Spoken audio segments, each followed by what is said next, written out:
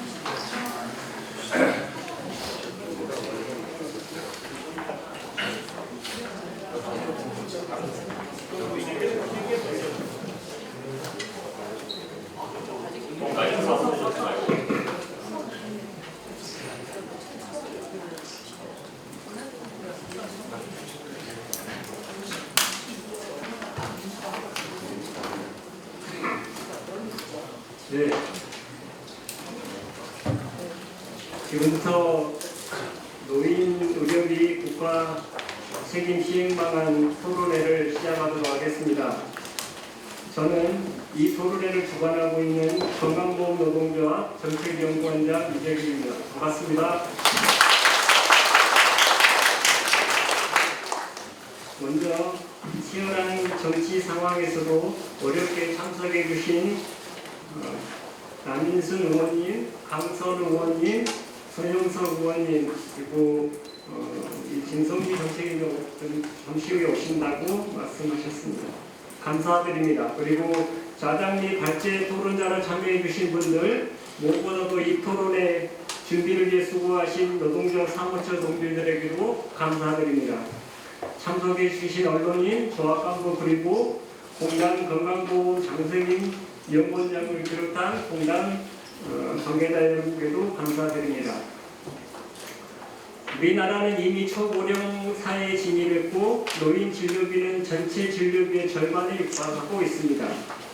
건강보험 재정 전망은 2028년이면 재정이 고갈된다고 합니다. 다음 정부는 의료기관에 진료비를 지급하지 못하는 지불 불능 상태에 맞이할 수 있다는 것입니다. 우리나라 노인 빈곤율은 OECD 국가 중 가장 낮습니다. 사전 이전 소득은 2008년 46.5%에서 2023년 9.2%로 급격히 감소하고 있습니다. 자녀와 가족에게 기댈 수 없다는 것입니다. 국가 책임이 커질 수밖에 없습니다. 아무쪼록 오늘 토론 과정에서 좋은 의견들이 나와서 정책에 반영되고 건강보험이 지속 가능하는 데 자양분이 되었으면 합니다. 그리고 먼저 의원님들 축사부터 청해 듣도록 하겠습니다. 먼저 강선호 보건복지감사원님 먼저 그렇게 하시니까 제가 사전에 막 알아보니까 이렇게도 얘기하고 저렇게도 얘기하시길래 지금 어떻게 해야 될지 세 문제 알아봤는데 답이 다 달라서 그러면 남인순 의원님 먼저. 네, 반갑습니다. 의원님 나오시면은 가운데 사시죠. 네, 얘기하겠으니까요. 보건복지원의 소속이고요. 저희 지금 중앙선대위원회는 진흥본부장을 맡고 있어요. 서울 소속원이 남인순 의원입니다. 왔다 갔다 하느라고 훑어보는 거예요. 네, 오늘 국민건강보험구조와 의사고용운동에 그래서 굉장히 좋은 정말 우리 시대에 꼭 논의해야 될 얘기를 하드를 던져주셔서 감사드립니다. 노인의료비 국가 책임제 시행제 방안 토론에 감사드립니다. 함께 해주신 서영수 의원님, 강선 의원님, 그리고 또 건보공단의 아마 정책연구원에서 이 내용을 주관하신 것 같습니다. 또 감사를 드립니다. 토론회 가장 이찬재 변호사님 어제도 만났는데 오늘도 저희들도 사실 이제 다음 주도 선거운동이라서 바쁜데 오늘 이 마지막에 딱 이 토론회가 열리게 돼서 참석을 할 수 있게 된 것 같습니다. 그래서 별제와 토론을 맡아주신 모든 분들에 다시 한번 감사드립니다. 이 주제에 대한 필요성에 대해서는 더 특별히 언급할 자료에 다 사실 제가 언급을 해놨습니다. 근데 저는 이제 요즘에 하루가 어쨌든 우리 의료가 사회가 됐고 장소 시대가 됐는데 이제 병원 장수가 아니라 건강 장수로 가야 된다. 건강한 장수로 가려면 결국은 이제 의료와 돌보험 부분이 잘 이게 틀어진 전환이 있어야 된다고 저는 생각합니다. 근데 그런 부분에서 오늘 이게 의료비도 굉장히 많이 드는데 이게 닭과 시기를 준다는 건가? 이런 약간 헷갈릴 수가 있는 부분이 있거든요. 그러니까 어떤 변화를 하고 해야 되지 않나라는 생각이 듭니다. 그래서 이제 그런 부분에서 내년에 시행이 되는 지역사회 통합돌봄법도 그렇고 이제 그런 부분들이 잘 정착이 돼야지 되고 특히 이제 의료개혁 방향이 어떤 이제 급성기 중심이 아니라 사전 치료 중심으로 이렇게 전환이 되는가 생각합니다. 이런 편안한 전환이 되면서 노인들에게 대한 국가 책임자가 되지 않을까 싶습니다. 그래서 오늘 그런 부분들이 구조 전환이 되면서 감염병에 대한 조절이라든지 또 건강보험 보장성 강화, 그다음에 국고 지원 문제 이런 부분들이 논의가 되지 않을까 생각합니다. 오늘 토론회를 통해서 제시된 여러 가지 의제들은 이번에 또 선거 과정에서도 현실적으로 반영될 수 있도록 최선을 다하도록 하겠습니다. 감사합니다. 우리 강선우 장관님. 예, 반갑습니다. 저부터 보건복지위원회 더불어민주당 간사 강선우입니다.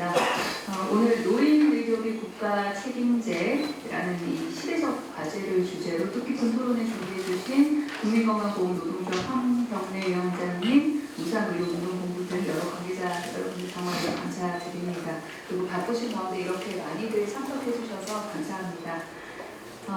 어르신들께서 이렇게 병원 예약 자식들이 해놓으면은 간다고 말씀하셨다가 돈 걱정이 돼서 몰래 취소하시고 그렇게들도 하십니다.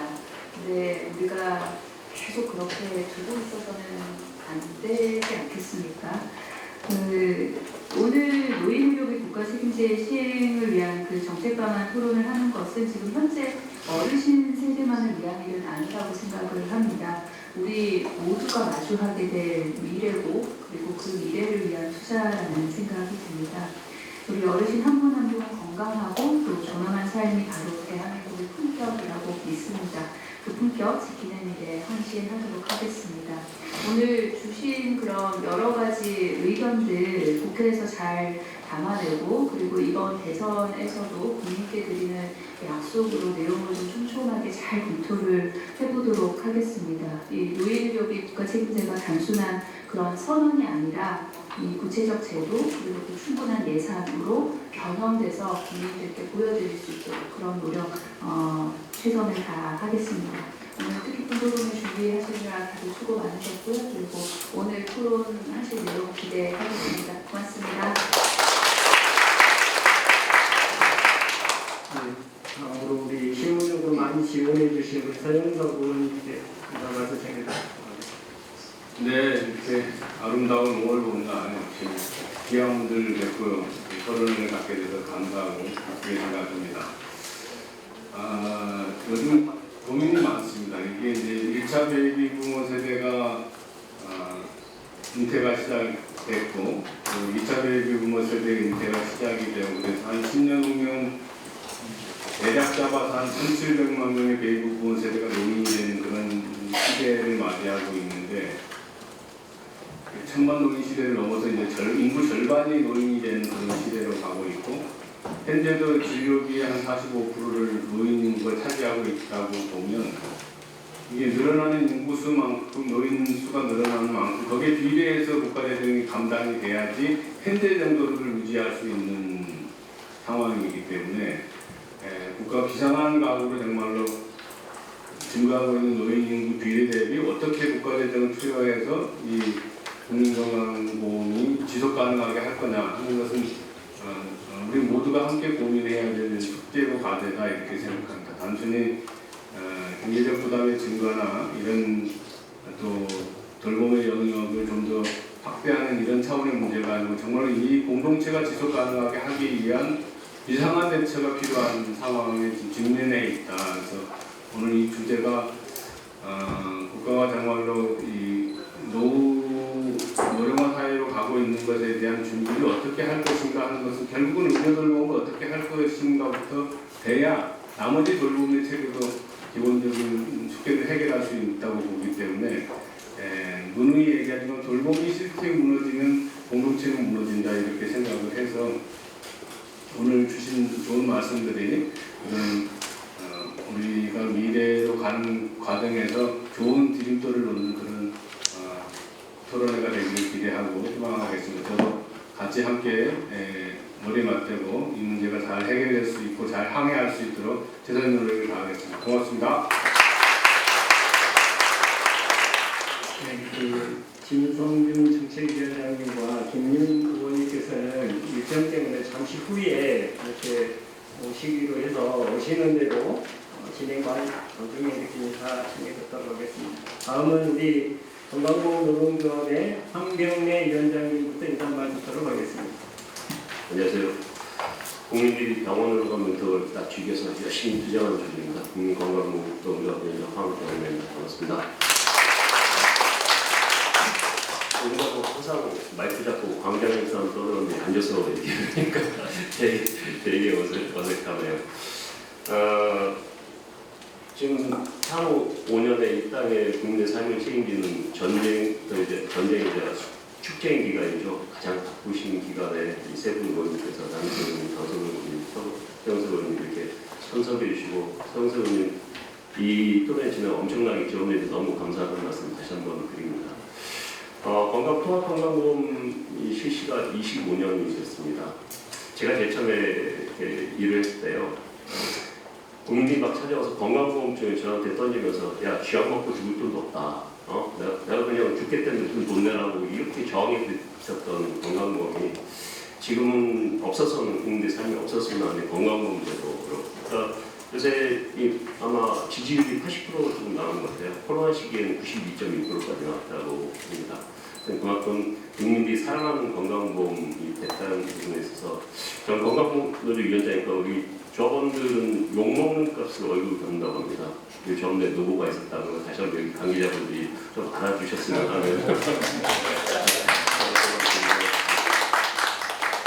근데 좀 안타깝게도 아직도 OECD 국가에서 보장률 최하위인 보장성이 전혀 늘어나지 않고 이런 부분은 저는 국가가 책임을 무임승차하면서 책임을 다하지 않고 있기 때문이라고 생각합니다.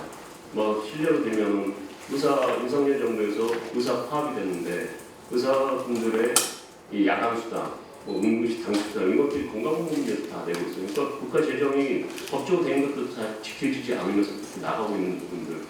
저는 이제 노동자니까 저는 엄청나게 이 부분에서 가장 크게 문제의식을 느낀 거는 그 향후에 법정 상한율 건강보험 8%를 도달할 거다. 지난주 7.06%입니다.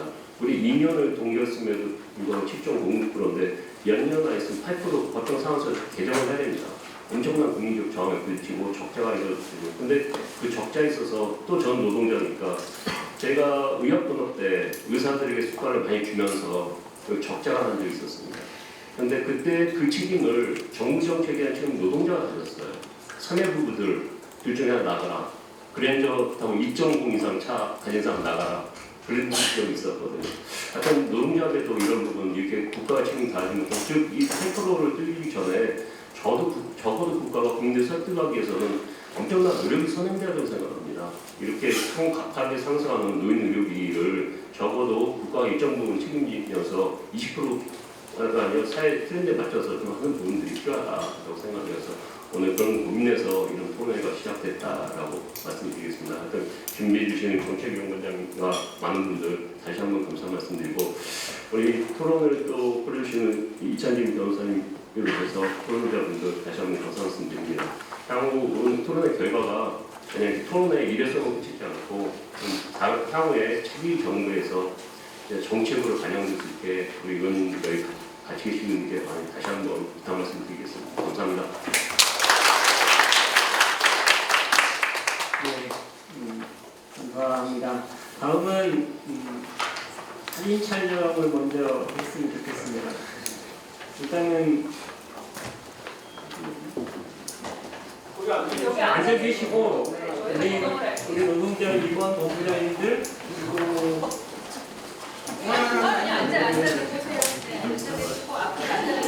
자문위원들 오셨으면 좀 나오셔서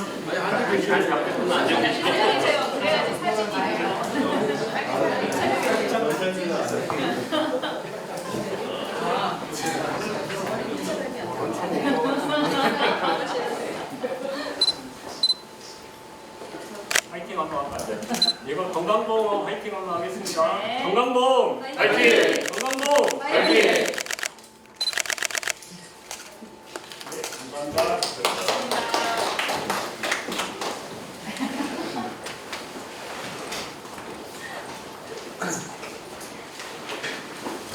네, 잠시 자리 정돈하고 다음 진행한 우리 이찬진 과장 변호사님께 진행을 맡기도록 하겠습니다. 네, 안녕하세요. 2부 발표 사회를 과장으로 사회를 맡은 이찬진 변호사라고 합니다. 오늘 보니까 시간 제약이 굉장히 많은 그런 상황인 것 같아서 순서대로 일단 발표하시는 선생님과 토론해주님으로서 먼저 소개 말씀드리고 진행하도록 하겠습니다. 먼저 발제를 맡으신 김준현 건강검정 참여연구소장님을 소개해드리겠습니다. 그리고 저희 왼쪽으로 토론 맡으시는 사장님들은 순서대로 소개 말씀드리겠습니다. 민주노총 정책국장이신 홍석환 선생님 소개해드리겠습니다. 그 옆에 한국노총 정책국장이신 안은미 선생님 소개해드리겠습니다. 그 오른쪽으로 서울대학교 보건환경연구소 교수로 계시는 김진원 선생님 소개해드리겠습니다. 우석대 교양대학 개원교수님이 계시는 김경규 선생님. 그리고 마지막 토론자로 보건복지부 보험정책과장님이신 조승현 선생님.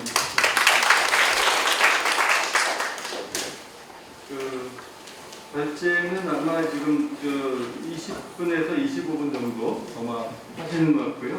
나머지 토론 하시는 선생님들은 8분 정도 하시는데 이제 배석 토론이 이제 나중에 이제 상호 토론이나 이런 것들이 잘 안 돼 있는데 되도록이면 토론을 조금 줄이면서 서로 플로어에서의 질이나 토론 같은 것도 같이 할 수 있으면 한 10분, 10분 정도 돼 있는데 한 15분 정도까지 해보도록 노력해보겠습니다. 먼저 발제자이신 김준현 선생님의 발제 말씀 듣도록 하겠습니다. PPT 하시면 PPT 하시면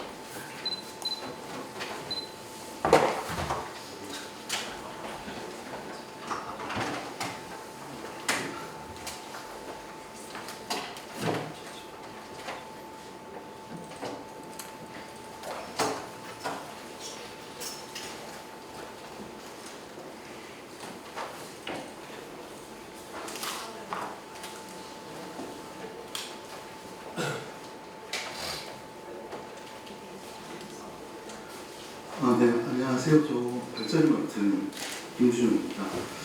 저는 시간 제한이 있어서 그냥 내용 그대로 하겠습니다.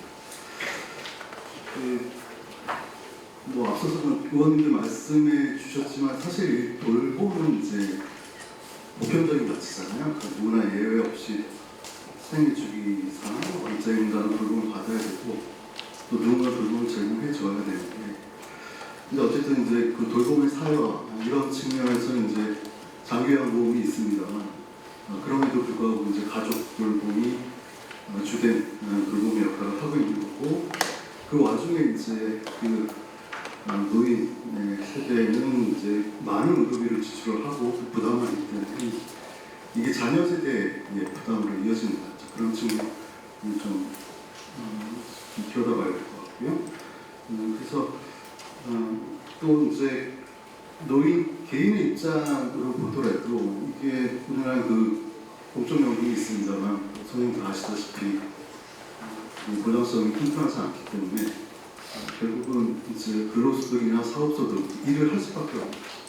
일을 하려면 기대수명이 늘어난다고 해서 일을 할 수 있는 게 아니라 일을 할 수 있는 결정은 건강수명.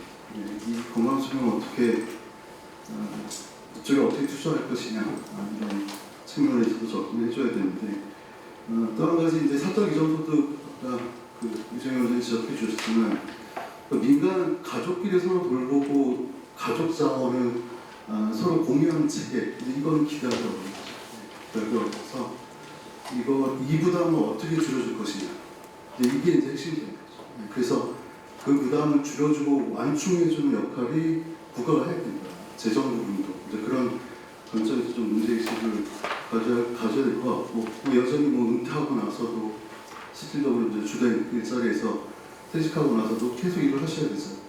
그게 50평이랑 비교해 보면 상당히 격차가 있고, 노인 빈곤 문제는 그렇고요.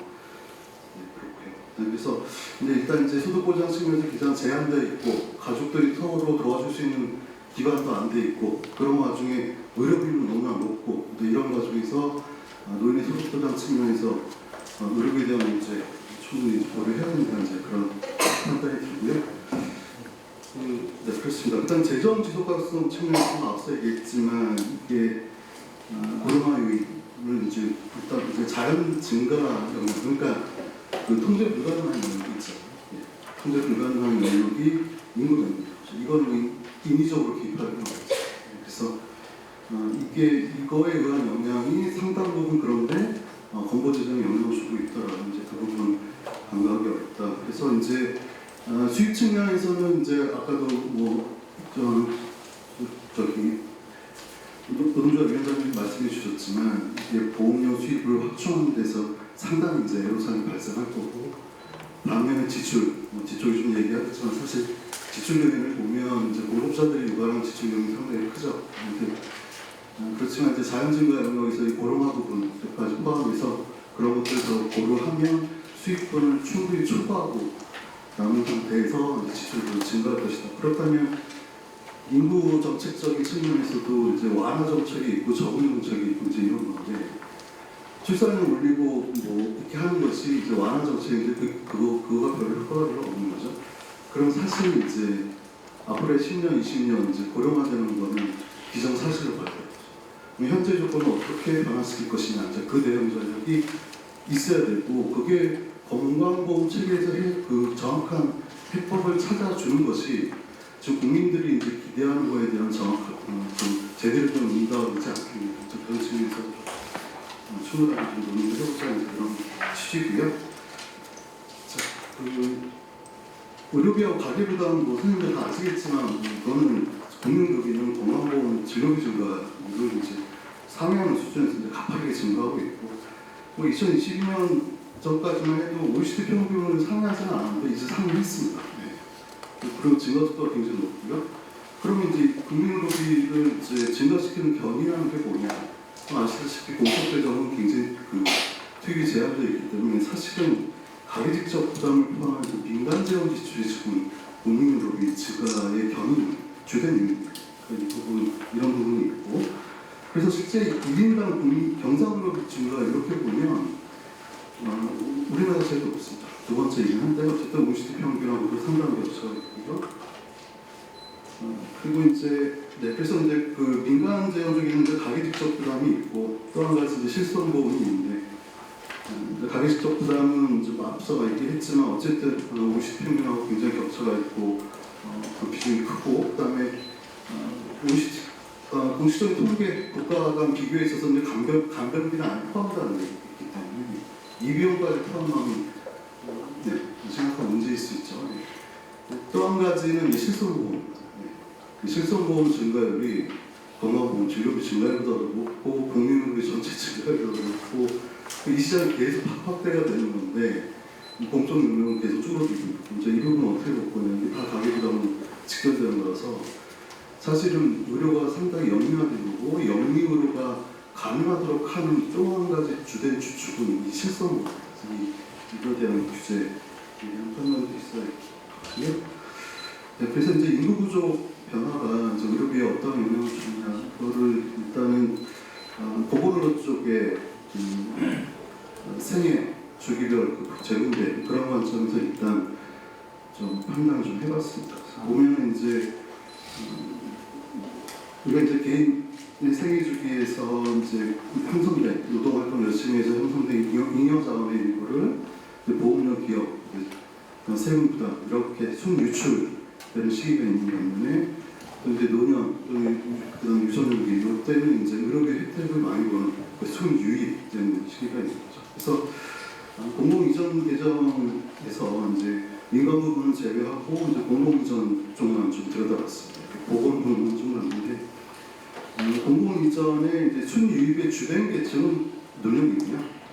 그러니까 전체 공공 이전 순유입의 80% 이상이 노동 연령층의 총 유출 총액 대비 80% 이상이 노년들의 의료비 혜택을 위해서 투입되고 있고 그 다음에 노동 연령층의 총 유출 규모 이게 지속적으로 증가하고 있고 유소년 또는 노년층의 총 유입 규모도 지속적으로 증가합니다. 시계적으로 그렇게 보면 연령 재분배는 지속적으로 이제 개선되고 있다 이렇게 볼 수 있습니다. 다만 노동연령층의 부담 증가 이거를 이제 주목할 필요성이 있겠다는 그런 거고요. 그래서 이거는 참고하시면 될 것 같고 건강보험 급여비 측면에서 보면 이제 그 연령별 분포 이제 이런 것들을 좀 봤는데 뭐 지난 10년간 평균 증가를 한 8.1% 정도 있고요. 2023년 건강보험 급여비가 한 80원 정도니까 2014년 대비한 2배 증가한 건데 참고로 이 동일기간에 이제 건강보험 보장료가 얼마큼 증가했냐 봤더니 2014년에 63.2%였거든요. 지금 2023년에 64.9%니까 뭐 연평균 0.3입니다. 계산해보면 거의 밸런스는 이제 증가할 게 없다는 이렇게 봐요. 어쨌든 그래서 연령별 급여비 증가를 보면 이제 유년층이나 노년층 이제 노년층 이렇게 거기서 보면 노년층의 증가율이 상당히 높고 그다음에 급여비 비중도 마찬가지고요. 지금 노년층의 급여비 비중도 2014년도에 한 37%였는데 45%까지 이제 올라가고 남은 노동연령층이나 유년층은 이제 비중이 좀 감소하는 그런 구조죠. 이거를 이제 1인당 급여비 기준으로 이제 다시 좀 분석을 해봤는데 1인당 급여비 하위 한 54.4%가 전체 급여비, 그러니까 여기서 이제 1인당 급여비 총합이죠. 여기 한 17.6%를 차지합니다. 근데 하위 92.7% 이렇게 보면 급여비 비중, 그들이 차지하는 급여비 비중이 한 59.2%거든요. 그럼 나머지 한 7.3%가 이제 급여비 나머지 40%를 차지하는 굉장히 불균등한 형태이죠. 그만큼 고령화로 인한 영향이든지 이렇게 판단할 수 있을 것 같습니다. 그래서 이제 그 건강보험 급여비를 좀 전망해봤습니다.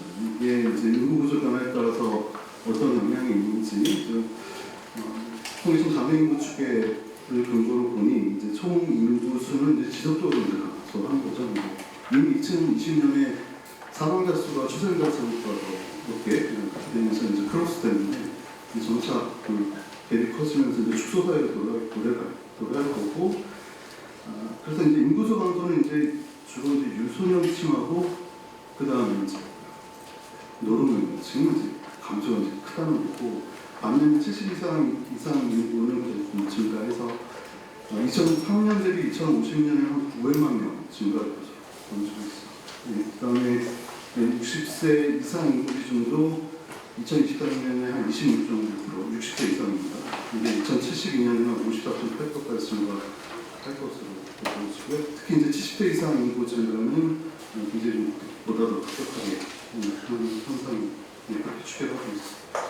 그래서 이제 지금 이 장래 인구 추계 근거를 해서 추계치를 근거로 해서 업무 급여가 향후 어떻게 변할 것인지를 지출 전망을 좀 해봤습니다. 요 계산은 일단 2023년 건강보험 적용 인구당 급여비 이게 가격이 이거를 기준 가격으로 정해놓고 미래년도에 인구수가 어떻게 변화되는지 이제 그 부분만 이제 고려해서 산출한 거라서 이거는 이제 실제 가격 증가분은 제외하고 이제 연령 효과만을 본 겁니다. 그렇게 좀 이해하시면 될 것 같고요. 그래서 인구조 변동만을 반영한 비교가 있는데 추계를 해본 것 결과 2025년에 전체 급여비가 87.5조 원에서 2070년에 한 106조까지 증가하고 그러니까 연령 효과로 인한 총 증가분은 18조인데 이게 사실은 이제 유년층과 노년층은 이제 감소를 하거든요. 감소를 하고 반면에 노년층이 증가하는 것같습니다.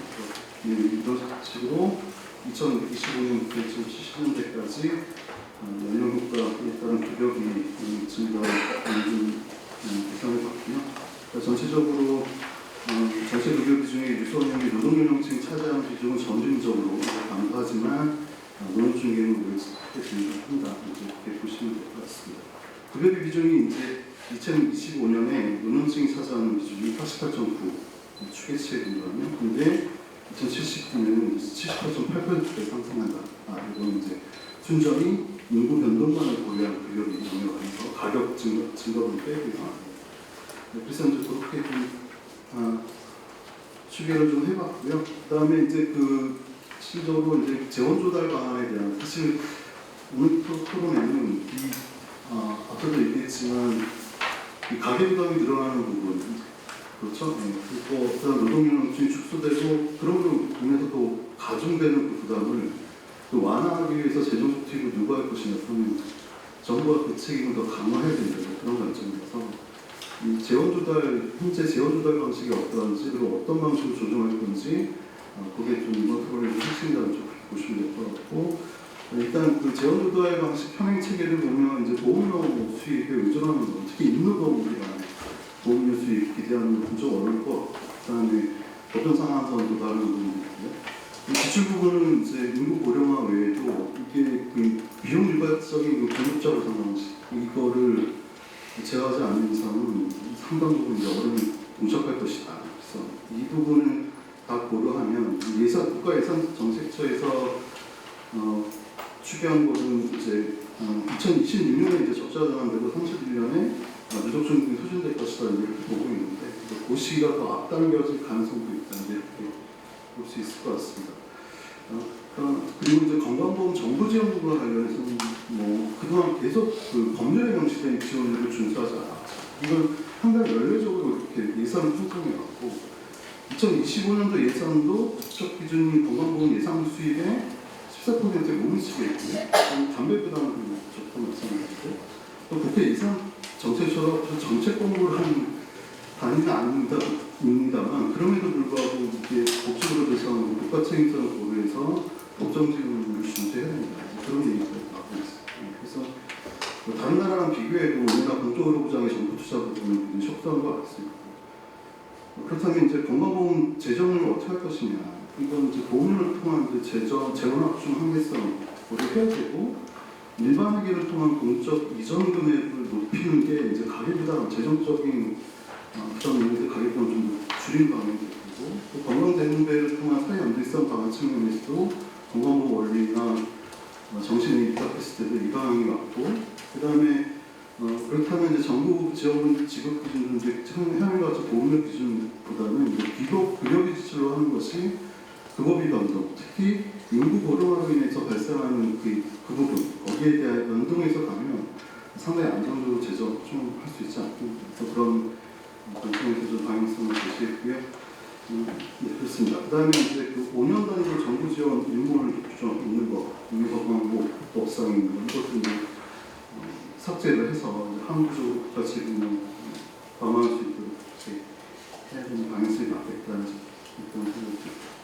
정부 지원금 지급 기준과 관련해서는 크게 세 가지 안을 제시했습니다. 이 세 가지 안은 일단은 지금 현행과 같이 보험료 기반으로 하는 정부 지원금 조정 무상량은 안도 앞서도 얘기했듯이 보험급여를 기준으로 하는 거고, 그 다음에 이제 여기서 그 세 가지 안을 가지고 이제 재정 추계할 때는 이제 앞서 얘기했던 인구 변동만을 고려한 급여비 그걸 기준으로 했습니다. 그 얘기는 무슨 얘기냐면 적어도 일부분만큼은 국가가 책임져야 하는지 그렇게 좀 해석할 수도 있을 것 같고요. 그래서 세 가지 안을 한번 이제 만들어 본 겁니다. 첫 번째 안은 이제 65세 전후 급여비 기준으로 해서 65세 미만은 급여비의 한 20%, 그리고 65세 이상은 급여비의 80%를 정부 지원 지급 기준으로 하는 거예요. 두 번째 안은 연령 부분은 없이 연령층 급여비의 50%를 정부 지원 지급 기준으로 적용하는 것. 그럼 세 번째는 75세 전후 좀 나눠봤습니다.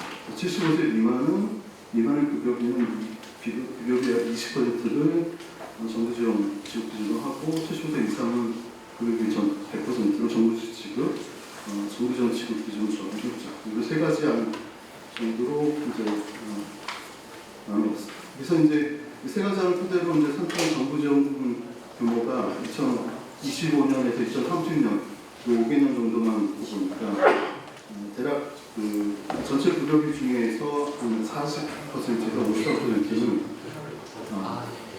정부가 책임지고 이 급여비는 아까 인구변동과는 부담되거든요. 이렇게 볼 수 있을 것 같고 그 재정 규모는 한 35조에서 51조 사이 이렇게 추계가 됩니다.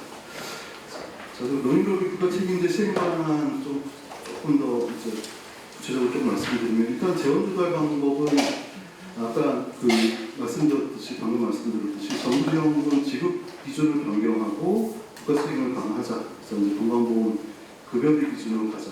보험료에서 그리고 일반 회계를 통해 조정하자라는 거고요. 그다음에 이제 이건 이제 전전년도 건강보험 급여비를 기준으로 해서 일정 비율을 적용한 방안이 될 것 같고. 그렇게 하려면 이제 법을 개정을 해야 돼요. 어떻게 개정해야 될지 고민해야겠지만 법을 개정해야 되고, 그리고 이제 정부 지원금 지급 금액 결정도 제가 앞에 뭐 1안에 한 3만 그렇게 좀 말씀드리겠지만 사실 이거는 이제 충분한 논의가 있어야겠죠. 사회적 합의가 있어야 되고, 다만 이제 원칙은 좀 몇 가지 좀 정해놓을 필요가 있는데, 그 인위적인 통제가 불가능한 고령화, 그 고령화에 따른 지출금 이걸 자연증가분이라고 한다면 그거에 대해서는 정부의 책임을 강화하자. 이 원칙이 하나 있어야 될 것 같습니다. 그래서 이렇게 하면 재정에 대한 위험 분산하고 연령 제공에 대한 그런 사회 연대성과 그런 측면에서 좀 불안칙한 방향일 것 같고, 참고로 앞서서 제시했던 그 세 가지 안 중에 그 국회 예산처에서 전무한 그 추계치가 또 있거든요. 그거 이제 정부 지원 그거랑 비교해 보니까 1에서 아까 1에서 3은 세 가지 안 대략 한 1.7개에서 3.5개 정도 높은 수준입니다. 그래서 그리고 이제 만약에 그 예산처의 그 정부 지원금 추계는 이제 보험료 예상액의 15%를 적용한 건데 만약에 20% 적용을 다 준수했다라고 가정을 하면 앞서 제시한 2단부터 3안까지의 그 추계치는 1.7배에서 2.3배 정도 축소가 됩니다. 그렇다면 일단은 이제 정부가 이제 건강보험에 대한 지원금 지급에 있어서는 이제 법적 기준을 먼저 준수하고 향후 5년 안에 이보다 한 2배 정도 높은 수준에서 지원금 규모를 정부 지원금 규모를 확대하는 그런 방안을 좀 검토해보자. 그게 그렇게 되면 이제 한 35조 원 정도 되고 2025년 주기치고는 그다음에 2030년 한 41조 원 정도 같습니다. 그리고 이거는 이제 그렇게 보시면 될 것 같고요. 그다음에 이제 개인 의료비 절감 측면 거기가 결부시켜서 몇 가지 개선 과제 좀 말씀드리면 일단 이제 건강보험 보장을 이렇게 보면 이제 65세 이상, 0에서 5세 구간 이쪽이 다른 연령층에서 보장의 통계가 그렇게 많다. 그만큼 이들 계층은 이제 의료 이용에 있어서 이제 공적 이전을 하는 경향이 크다고 있습니다.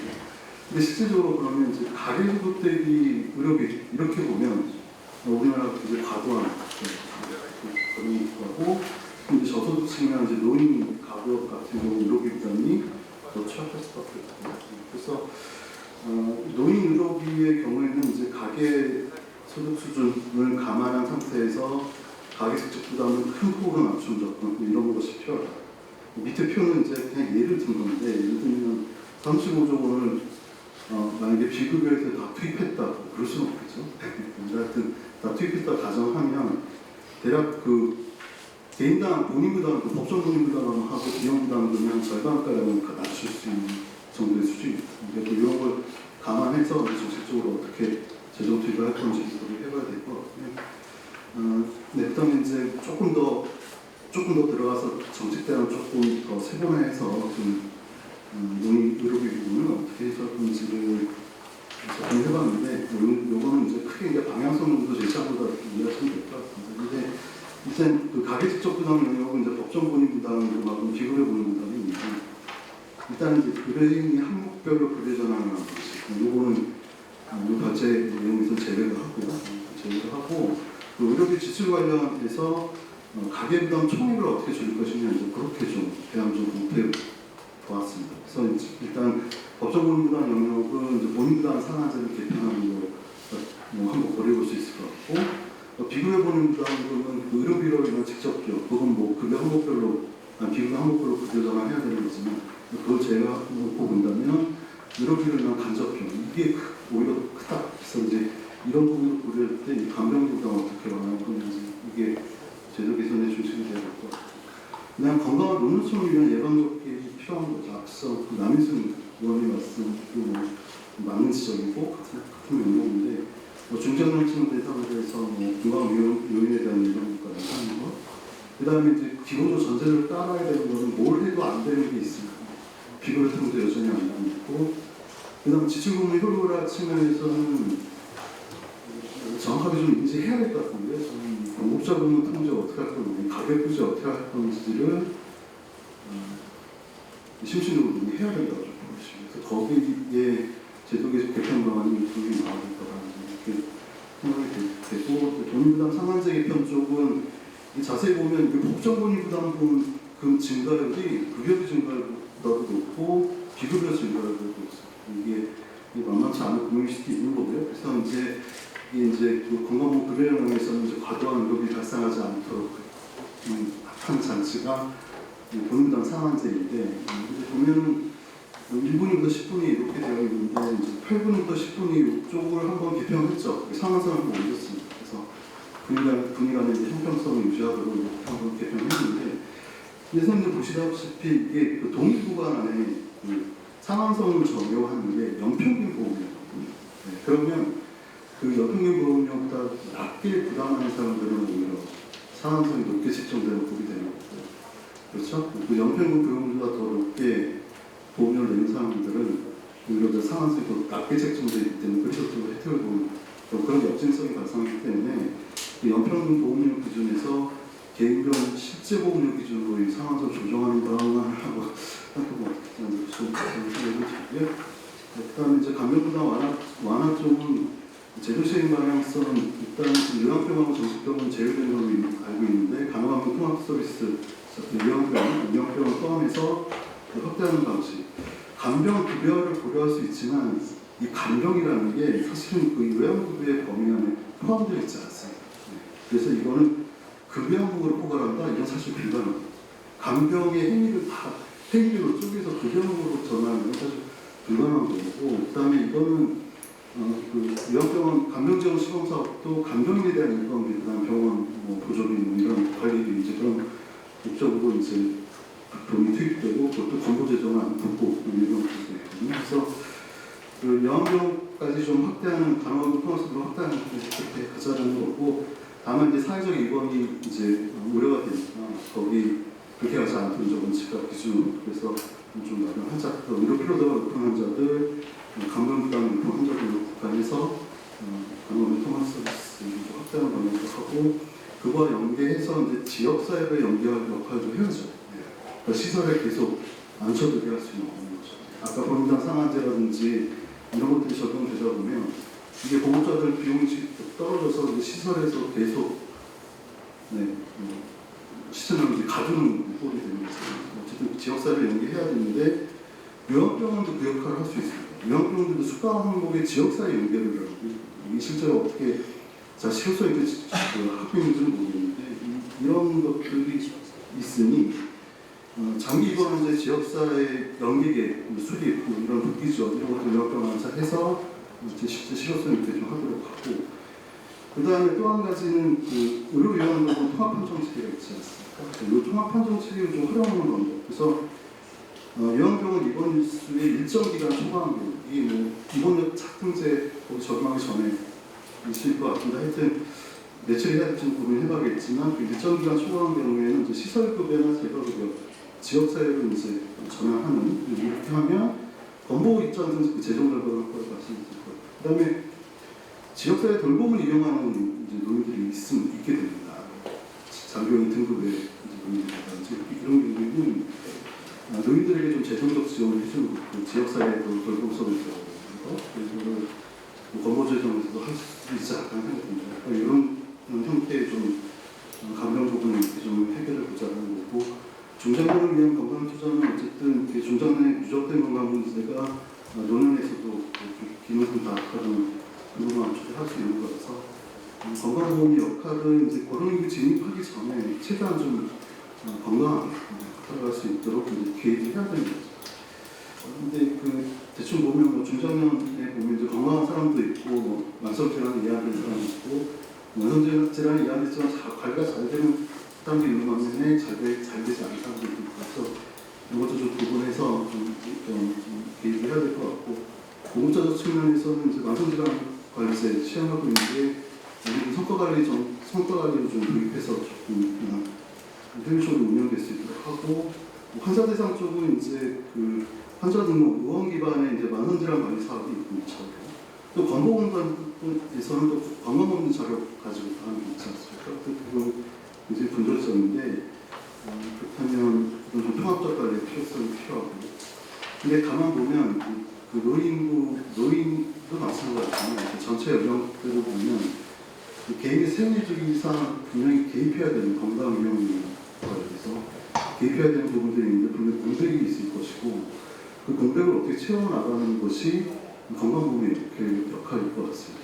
좀 건강증진을 위해서 그렇다면 사실 전문 주치의자가 이제 보편적으로 깔려주는 것이 2차 의료 영역에서 그런 역할을 할 수 있도록 그렇게 좀 깔리는 게 좋겠다 이제 그런 생각이 좀 들고요. 비급여통제의 지출 부분은 혼합치료문제 전면 시행하는 것이 필요할 것 같고 이거는 몇 차례 한번 정책연구원에서 말씀드린 사항입니다.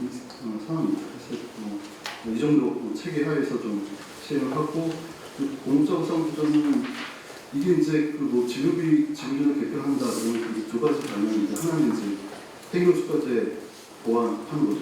행정수가제 단점을 보완하는 것이 아니면 행정수가제를 완전히 대체하는 거죠. 이렇게 할 수 있는데 우리는 마치 행정수가제를 보완하는 방식의 뭔가 그 수가책을 만들었어요. 예를 들면 행정수가제 플러스 성과보상, 공공도체 수가 이런 거죠. 그런데 공공도체 수가라고 하는 게 감상기전이 없고 그냥 가상을 하는 거죠. 물론 이제 공공도체 수가라고 하는 것이 뭐 몇 년 동안 해보고 실효성이 없으면 제외하고 뭐 그런다고 합니다. 기본적으로 행정수가제가 공공에서 발생하는 그 감점들을 보완을 하는 체계가 아니라 오히려 수가 기반을 좀 강화하는 체계를 가지 않느냐 이제 그런 측면도 있습니다. 앞서 여러 최근에도 지적이 되고 있지만 공급자 부분에 대한 통제 필요성은 이제 가격 증가율이 지금 상당히 영향을 줄 거라고 해서 그래서 이런 것들이 좀 전제해야 될 것 같아요. 좀 정확하면 앞서 얘기했듯이 사실 오늘 토론회는 이제 고령화에 대한 요인들, 그다음에 이제 고정연령층 그리고 가족들의 부담 이런 것들을 감안했을 때 또 위험성을 최대한 이제 완충해주는 역할, 줄이는 역할은 정부가 해야 됩니다. 그렇다면 이제 재정적 투입을 어떻게 할 거냐 이런 관점에서 봤을 때는 그런 결정이 들어왔을 때 국고를 기준으로 해서 그 교대 기준, 그 지원금을 어떻게 활용할 것인지 그렇게 조금 방점을 두고 저희 말씀을 드렸습니다. 감사합니다.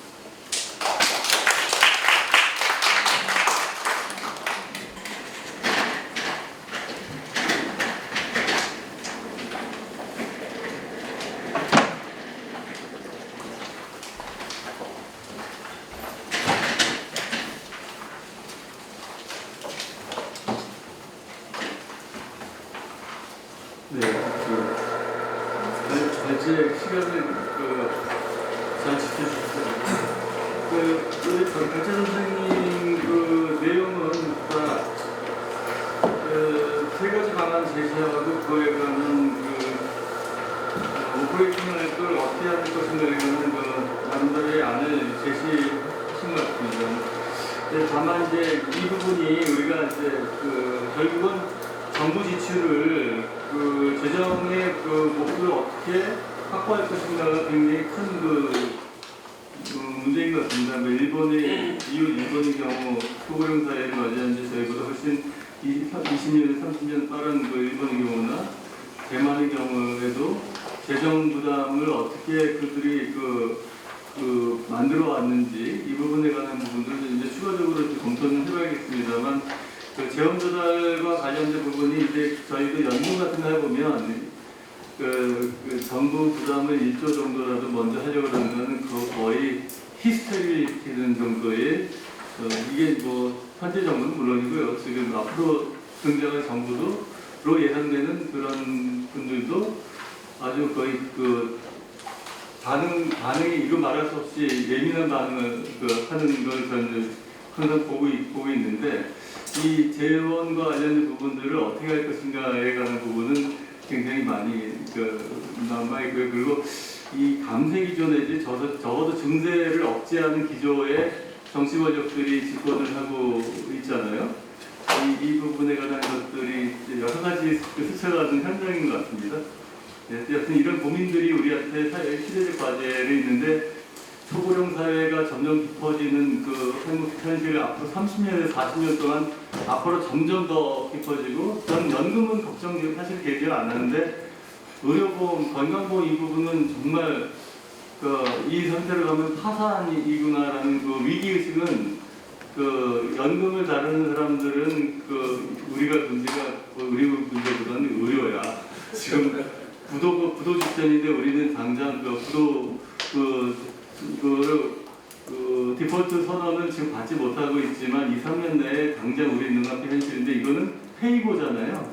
의료보험. 그래서 이 부분에 관한 위기의식을 정치 권력들이 어느 정도 절감하고 있는지 그들은 먹고 사는 시장이 없기 때문에 그런 위기의식을 별로 느끼지 못하는지는 모르겠습니다만 항상 옆에 게스트마다 강조하는 그런 건데 정말 이 부분에 관한 사회적인 합의나 이런 것들은 차기 정부는 이 부분에 관한 위기에 정면을 대응해서 해야 될 그런 시대적 과제에 있는데 현재 이 재원과 관련된 부분, 노년 의료비에 관한 국가 책임제와 관련된 방향성과 관련된 부분에 관한 로드맵을 분명히 차기 정부가 아마 제시해야 될 중대한 임무를 소명을 띄고서 아마 출범하게 되지 않을까 그런 생각했습니다. 순서대로 토론을 먼저 진행하겠습니다. 먼저 대표님 선생님 잠시 죄송한데요. 우리 김윤 의원님 있으니까 인사만. 예.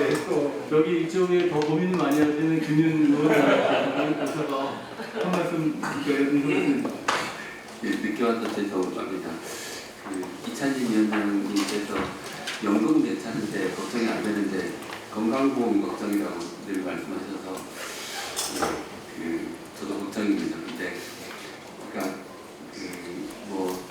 잘 아시겠지만 정치 하시는 분들은 발등에 불이 떨어져야 뭔가 대책을 고민하고 내놓고 이렇게 하시는 게 일반적인데 건강보험은 당장 보기는 괜찮은데 이게 몇 년만 지나도 재정 문제가 심각해질 거로 예상이 되는 상황.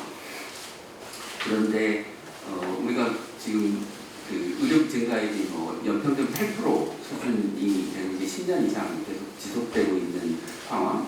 그리고 이미 우리 GDP 대비 의료비 수준이 OECD 평균을 이제 한참 넘어선 상황인데도 불구하고 이제 보장성은 낮고 필수 의료와 지역 의료는 붕괴되어 가고 있어서 거기에 대한 적지 않은 재정 투자가 이루어져야 되는 상황이어서 일종의 그 이중의 위기를 맞고 있는 상황인 것 같습니다.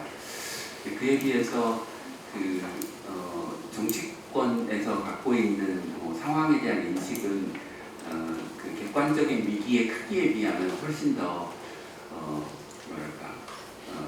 위기감을 별로 안 느끼고 계시는 게 현재 상황인 것 같습니다.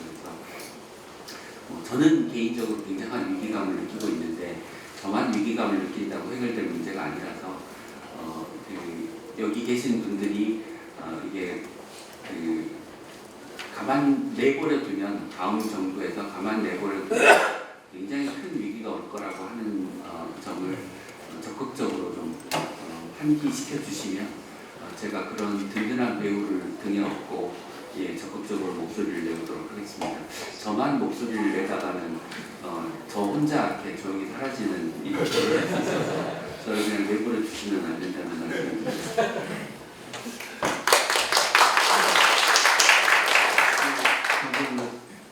여기 사회자가 주제 넘게 조금 오버해가지고 좀 분위기를 좀 다운시킨 것처럼 토론 홍수가님. 네, 민주노총의 정책국장 홍석환이라고 합니다. 발전에서도 나왔듯이 지금 한국의 노인들은 대부분 다 노동소득, 그러니까 본인의 노동으로 소득을 책임져야 하는 구조인 거고, 의료비는 소득 대비해서 지출이 증가하고 있는 규모라는 걸 앞서 설명을 했었고요.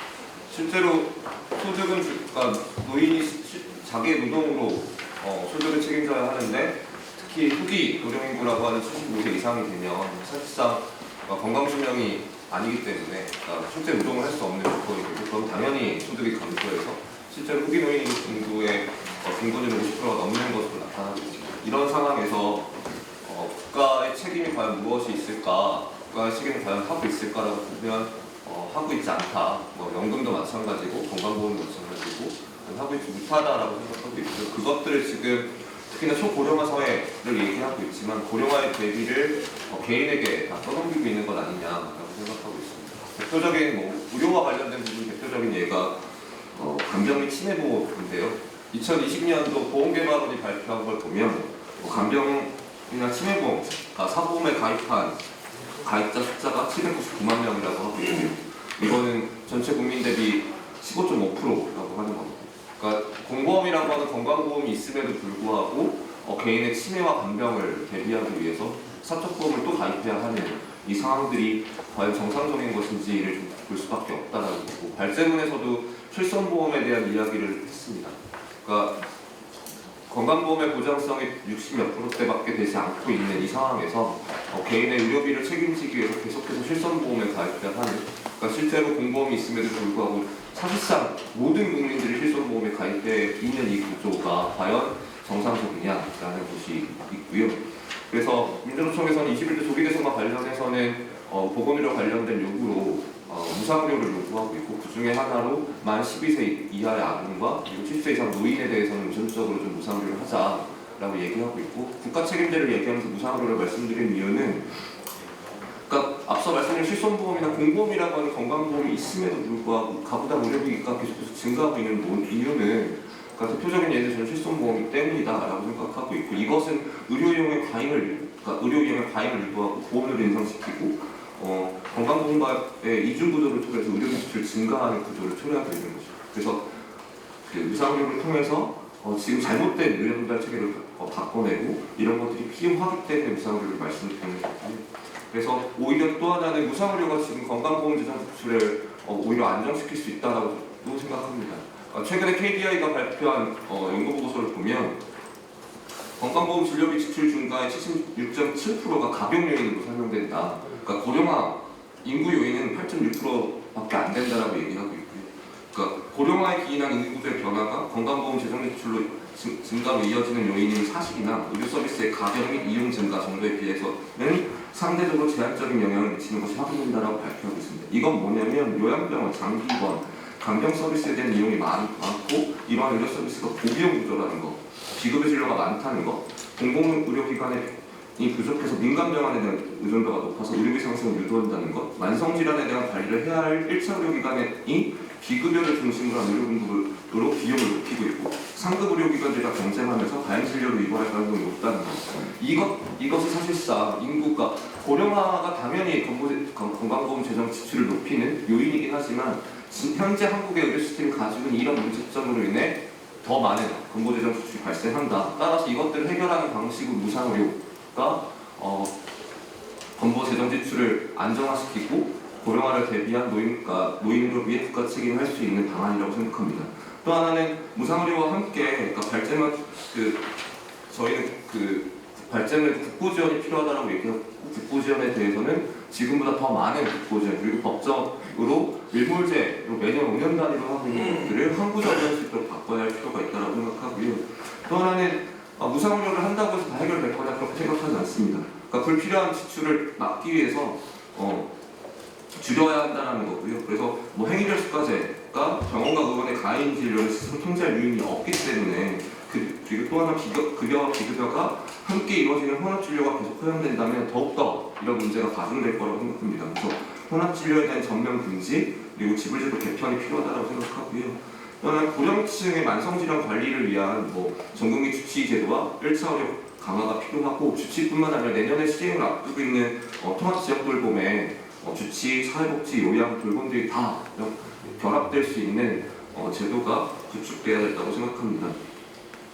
나아가서 저희 노인의료비 국가 책임이 되면 실제로 가계의 가처분 소득이 증가될 것이라고 보고 있고, 오늘 또 KDI가 발표한 거에 따르면 2040년도가 되면 한국의 전체 성장률은 0이 된다고 하고 있습니다. 그러니까 지금 현재 한국의 저성장 구조에서 최소한 가계의 가처분 소득이 좀 늘어나서 소비가 진작되고 그로 인한 내수가 좀 활성화돼야만 한국의 경제가 성장하거나 유지될 수 있는 지속 가능한 경제 구조가 만들어질 수 있다고 생각하고요. 그런 차원에서라도 노인의료비의 국가 책임은 필요한 과제라고 생각합니다. 이상 토론 마치겠습니다. 딜레마를 지금 말씀하시는 것 같습니다.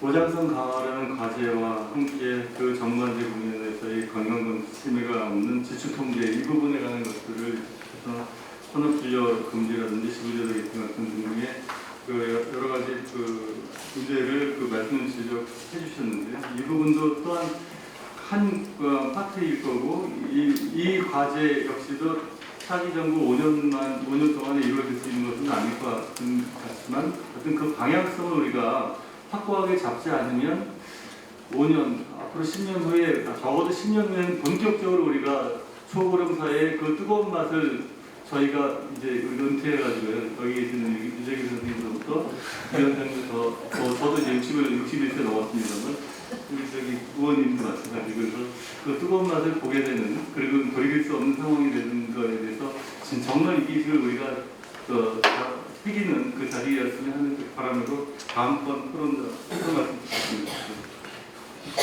네, 안녕하세요. 한국노총 안행국장입니다. 발제 내용을 쭉 듣다 보니까 저희가 토론문을 제출했었던 시기가 발제문 조금씩 내용이 더 보강이 되기도 하고 PPT 내용도 더 보강이 돼서 제가 아마 좀 중복된 얘기를 할 수도 있을 것 같아요. 하지만 자료집에 실린 토론문을 좀 중심으로 천천히 말씀을 좀 드리도록 하겠습니다. 일단 처음 제기를 하는 거는 노인 의료비 증가가 노인 가구랑 건보재정을 어떻게 위협을 하고 있는가라는 얘기에서, 그러니까 실제 노인 의료비가 이제 증가를 하고 있고 건보재정에 영향을 미치고 있지만 사실 그 안에는 복합적인 원인 그리고 그런 구조적인 문제들이 좀 내재되어 있다라는 말씀입니다. 이를테면 노인이 이제 기대 수명이 증가하고 인구 구조가 사실 이제 닥칠 미래잖아요. 이건 바꿀 수 없는 그런 미래 속에서 만성질환도 좀 증가를 하고 있지만, 그 외에 1차 의료가 미비한 문제, 의료 서비스 공급 요인이 증가하고 건강보험의 급여는 계속 확대가 되어야 되고, 의료 장비의 설치나 의료 기술들이 계속 이제 발달하고 있는 그런 제도적인 차원에서도 의료비의 증가 원인은 좀 많이 있다라는 얘기입니다. 그리고 또 보다 좀 구체적으로 노인 의료비에 대해서는, 그러니까 이 재정 전망을 할 때 굉장히 좀 아까 얘기했었던 그런 구조적인 문제들 때문에 실제 노인 인구 인구가 이제 건강의 상태와 소득의 상태가 계속 이제 변화될 거죠. 그리고 거기에 뭐 인구 구조의 변화는 뭐 당연한 거고요. 그러면서 이제 제도들은 또 계속적으로 이제 변화가 될 것이고, 신의료 기술들은 더 발달하고 이제 도입이 되는 모든 것들을 좀 고려한 재정 전망이 사실은 좀 필요하지만 굉장히 좀 어려운 문제다라는 생각이 듭니다. 그리고 이제 노인 의료비가 가구에 미칠 영향들도 보면은 아까 발제에서도 얘기했다시피 사실 건강보험 그런 공적 지출에서 나가는 거 외에 이제 비급여 그리고 개인이 부담하는 그런 간병비까지 포함하면은 굉장히 높은 상황이고, 이게 더 심각한 거는 사실 이제 고소득보다는 이제 저소득층, 저소득 그 노인 가구에서 건강 관리가 이제 어렵다 보니까 사실 이분들이 좀 병을 키우고 이제 병원에 가는 그런 재난적 의료 상황에 처하게 되는 그런 문제고, 우리나라는 아시다시피 노인 4인 중에 이제 1명이 빈곤한 그런 상태이다. 그렇기 때문에 의료비에 대한 부담은 더욱더 가중될 것이다라는 얘기입니다. 그러면 저희가 이제 장래 인구 구조는 이제 저희가 변하기가 되게 어려운 그런 예측된 미래인데, 이것이 이제 건강보험 재정에 이제 미치는 영향들을 저는 그 유입과 이제 유출의 그 두 가지 측면을 좀 살펴봤습니다. 유출의 측면에서는 뭐 발제에서도 워낙에 잘 얘기를 하셨었는데, 실제 지금 발제에서 얘기했었던 그런 지출 규모의 분석들이 사실은 1인당 급여비를 고정한 상태로 이제 인구 구조의 변동만을 좀 고려한 거잖아요. 그렇기 때문에 아까 얘기했었던 그런 복합적인 요인들이나 효과가 좀 반영되지 않은 그런 한계들도 지금은 좀 있는 것 같습니다. 그리고 반면에 이제 건강보험 재정의 유입의 측면에서도 보면은 좀 세부적으로 봤을 때 지금 젊은 노인, 그러니까 베이비부머들이 본격 다 이제 고령층이 됐을 때의 상황, 그리고 그 초고령 노인들의 또 소득격차 문제도 이제 점점 벌어질 예정이기 때문에, 그리고 국민연금 소득자들이 이제 증가를 하고 있고, 우리가 이제 얘기하는 그런 젊은 노인들의 이제 소득과 자산의 변화, 그것들도 실제 이제 건강보험 재정의 이제 변수로도 크게 작용하지 않을까라는 생각입니다.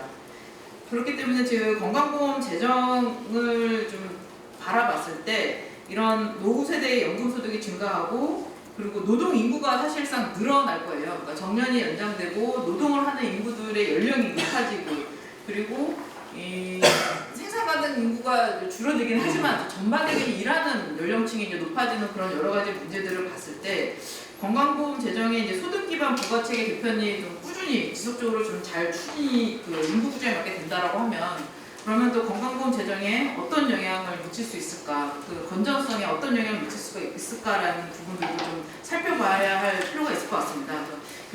여기 자료에 저희가 김윤 의원님이 그 실에서 이제 받은 자료인데, 그 연금급여로 인해서 이제 신규로 증가되는 건강보험료 증가분을 좀 살펴보셨더라고요. 그래서 그거를 좀 넣었는데 2023년도에 28억 원에서 2025년도 32억 원으로 좀 증가를 했죠. 그러니까 지금 그냥 단순히 봤을 때 사실 이제 큰 금액은 아니지만 어쨌든 이 지점도 건강보험 재정 측면에서는 유입의 요인이다라는 얘기를 좀 드리고자 합니다.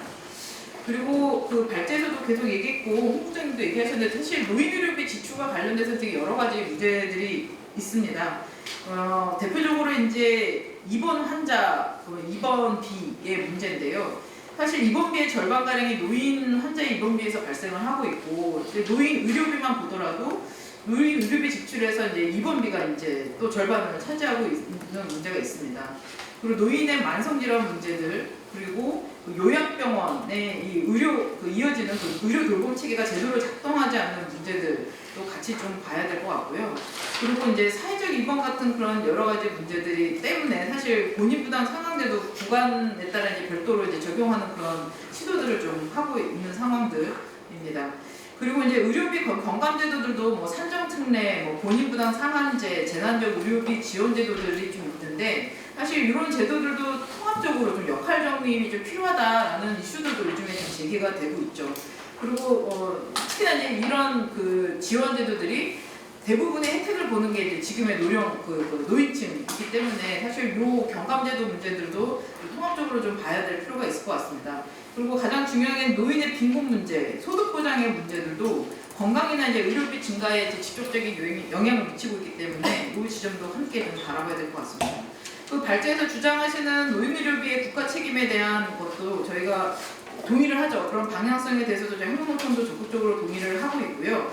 다만 좀 고려를 해야 될 부분들이 좀 있을 것 같습니다. 그 연령에 대해서 차등을 주는 그 국고 부담에 있어서 이제 차등을 적용하는 문제에 대해서도 최근에 뭐 국민연금을 둘러싼 그런 뭐 세대 간 갈등, 뭐 갈라치기 이런 이슈들이 너무 많아서 저희들이 조금 더 신중하게 잘 접근을 해야 된다는 측면에서 봤을 때는 사실 사회보험제도에서 건강보험 말고도 뭐 저출산 고령사회의 위기를 겪고 있는 게 다 뭐 고용보험, 뭐 국민연금, 산재 다 있어요. 그러다 보니까 여기도 다 주장하는 게 국고 투입이에요.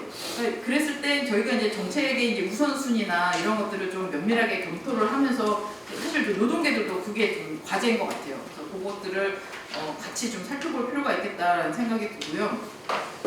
그리고 아까 얘기했던 것처럼 우리가 좀 논리를 좀 잘 개발을 해야 될 것 같은데 초고령 사회에 이 노인 인구의 건강 문제를 투입을 했을 때 이 70세까지 일하는 시대를 이제 준비하는 차원에서의 국가 차원의 이제 인력 문제, 인적 자원의 문제 이것이 이제 국가 경쟁력에 어떤 영향을 미칠 것인가에 대한 쪽의 이제 논리들도 좀 잘 개발을 해야 될 것 같고 그리고 아까 뭐 본인 부담금을 완화하는 정책 같은 경우에는 그 의료비 지원제도나 역진성 문제도 같이 좀 병합을 해서 같이 이제 병행해서 또 살펴봐야 될 문제일 것 같습니다. 그리고 건강보험만으로 의료비 부담 완화를 하겠다라는 정책들도 저희는 다 동의를 하고 한국노총도 이제 대선 의제로 이제 요구를 하고 있는데 지금 현재 시행하고 있는 제도들 그리고 앞으로 이제 저희가 이제 요구하고 시행해야 될 제도들이 좀 우선순위나 이런 것들이 좀 정교하게 로드맵들이 잘 마련이 되어야 될 필요가 있을 것 같다는 생각이 듭니다. 저희도 뭐 1차 의료 만성질환 관리나 뭐 지금 간호간병 통합 서비스, 전국민 주치의제 이런 여러 가지 제도들이 좀 동시적으로 얘기를 하고 있고 이미 이제 본 사업이 진행될 뭐 제도들도 있는데 좀 그 노인의 간병비, 의료비 문제, 그 무상의료에 대한 문제들을 이제는 조금 더 저희도 정교하게 로드맵들을 짜 들어가야 된다라는 것에도 동의를 하고요. 함께 하도록 하겠습니다. 예, 이상으로 토론 마치겠습니다. 우리 저 안민정님은 결국은 뭐 과거의 그 건강보험 하나로 2에 관련된 얘기를 좀 하시고 있는 것 같은 느낌이 들고요. 여튼 그 부분 관련된 것들과 관련돼서 여튼 건강보험 문제는 굉장한 고통이 따를 모든 관계자들, 국민들을 중심으로 모든 관계자의 고통이 수반되는 그런 부분인데 여튼 그 부분의 과제들은 또 계속 다음 토론자 선생님이 말씀하시는 부분이 있을 것 같아서 그쪽으로 한번 넘겨보겠습니다. 네, 다음 토론자 말씀 듣겠습니다. 김진환 선생님 말씀 듣겠습니다. 네, 안녕하세요. 서울대학교 의료교수님 김진환이라고 합니다. 이제 반지라도 바뀌고 이제 혼자서 말씀하셔가지고 제가 말씀 새로 더 말씀드리기 좀 많지는 않은데요.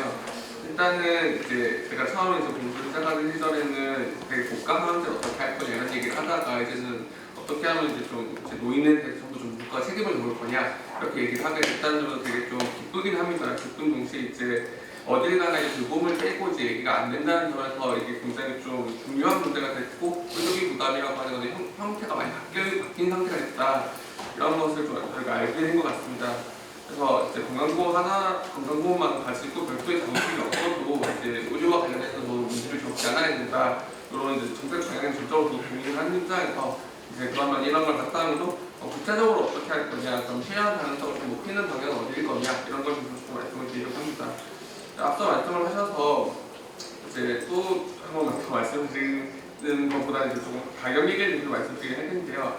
일단은 이제 고령화 얘기를 할 때 다들 이제 의료비가 흡수를 할 텐데 어떻게 감당하냐 이런 얘기도 많이 하십니다. 근데 실제로 이제 통상적인 인식과는 다르게 고령화 자체가 의료비 폭등을 초래하는 건 아닙니다. 그래서 이제 이전에 연구들도 그렇고 아까 이제 홍성성 선생님 인용해주신 이제 KDI 연구 같은 것도 보면 실제로 고령화의 효과보다는 고령화 효과가 빨라지는 면이 있고 고령화 자체보다는 가격이 중요하다는 말씀을 하고 있고 그리고 이제 재정 투입과 관련해서 좀 고민이 되는 지점 중에 하나는 이제 재정을 투입을 하면 이제 재정을 투입을 하는 게 결국 누구한테 갈 거냐 이게 실제로 저희가 필요로 하는 서비스가 좀 만들어지고 좋은 서비스를 갖게 되는 결과로 이어질 거냐 아니면 그게 이제 이전의 습관이 상품들의 일부가 상수가 그랬던 것처럼 의사대로 월급을 하고 끝날 거냐 이런 문제와 관련해서 이 재정이 투입돼서 실제로 어떻게 사용되고 실제로 저희가 준비하는 노인들의 부담 경감을 이어질 것인지에 대한 고민과 필요하고 그걸 위해서 되게 중요한 게 가족 부분을 어떻게 관리할 거냐는 얘기가 꼭 같이 좀 이루어져야 된다고 생각합니다. 두 번째로 이찬진 선생님께서 말씀을 주셨었는데요. 보통 이제 의료 특히 이제 저도 이제 보건의료를 하는 사람이니까요. 이제 보건의료를 하는 게 통상적으로 연금이나 다른 사회생태과의 연관 안에서 보통 보건의료나 건강보험 문제를 생각하지 않으시는 것 같습니다. 근데 이제 발제문에서 말씀하셨듯이 이제 공적 이전 소득 중에서 이제 의료비 지원하는 소득 부분이 같은 정도의 비중을 차지하고 있고, 그 다음에 이제 2022년 가계명서를 봐도 노인 가구의 경우에는 18% 정도 보건의료 지출을 하고 있고, 이건 비노인이 실제로 8%밖에 안 쓰는 생각하면 한 2배, 2.5배 정도 됩니다. 그렇게 생각을 하면 국민연금이 현재 합의된 국민연금이 뭐 이렇게 이견이 있고 수정할 곳이 있다고 하지만 심지어는 국민연금의 소득을 높여가지고 보장임금을 키운다고 하더라도 그러면 이제 의료비 중에서 사실 이제 연금을 올려줘도 연금 열심히 고생을 해서 올려드렸더니 다 의료비를 드시는 상황이 될 가능성이 있습니다. 그래서 노후의 소득보장과 의료보장이라고 하는 게 별도의 문제가 아니라 연결이 되어 있다는 걸 좀 중심으로 생각을 해야 될 것 같습니다. 그래서 이제 의료비 부담을 어떻게 줄일지도 고려하지 않거나 많은 상태에서 사회보장을 노년에 만든다는 게 어렵기 때문에 이걸 좀 같이 좀 구분을 해야 된다는 말씀을 드리고, 그리고 이제 최근에는 좀 제가 본인 부담을 느는 추세긴 하지만 예를 들어서 과거 일본처럼 노인들이 의료비를 부담하지 않는 상황에서 그런 의료보장이 잘 되는 사회가 있다고 생각을 해보면 그런 사회에서는 사실 소득보장이나 연금 같은 좀 적어도 괜찮은 점을 찾을 수 있을 거거든요. 그런 이제 조합들 생각을 두고 그 중에서 어떤 걸 추구해 나갈 것인지에 대해서 좀 얘기를 해보면 좋겠습니다. 그리고 이제 재정부담 문제에 대해서 좀 여러 가지 고민들을 좀 말씀을 드리려고 하는데요. 현실적인 문제가 있습니다. 그러니까 이제 지금 얘기하는 국고시험 확대라고 하는 게 기존의 이제 법인 20% 이걸 키우는 문제라기보다는 조금 건강보험 재정부담의 형평성을 제고하는 문제로 조금 생각을 해봤으면 좋겠습니다. 이제 예전에는 이제 건강보험 재정은 대부분 이제 직장가입자가 이제 다 조달을 했었는데요. 이제 2024년을 기점으로 저희 특보라고 부르는 특수상태별로 조정사의 주가 이제 비정규직 문화수를 넘어갔습니다. 그래서 노동시장의 구조가 되게 변하고 있고, 이제 건보 공간에서도 연구에서 내부적으로 이제 다중직업 종사자라고 부르는 사람들 이제 건보를 어떻게 매길 거냐 이런 걸 고민하는 것을 알 수 있듯이 이제 직장가입자 중심으로 건강보험을 증보하는 세계가 더 이상 그냥 잘 굴러가지 않을 거다 이런 문제가 있습니다. 그래서 이제 아까 이제 한우님 프로도 말씀드렸겠지만 건강보험료 구간 체계도 지금 보수가 아니라 소득을 중심으로 바뀌고 있는 상태고, 그러면 이제 사회보험이니까 이렇게 해야 돼 이런 원칙을 절대시하기보다는 조금 더 넓은 과세 기반을 좀 활용하는 접근이 필요한 것 같습니다.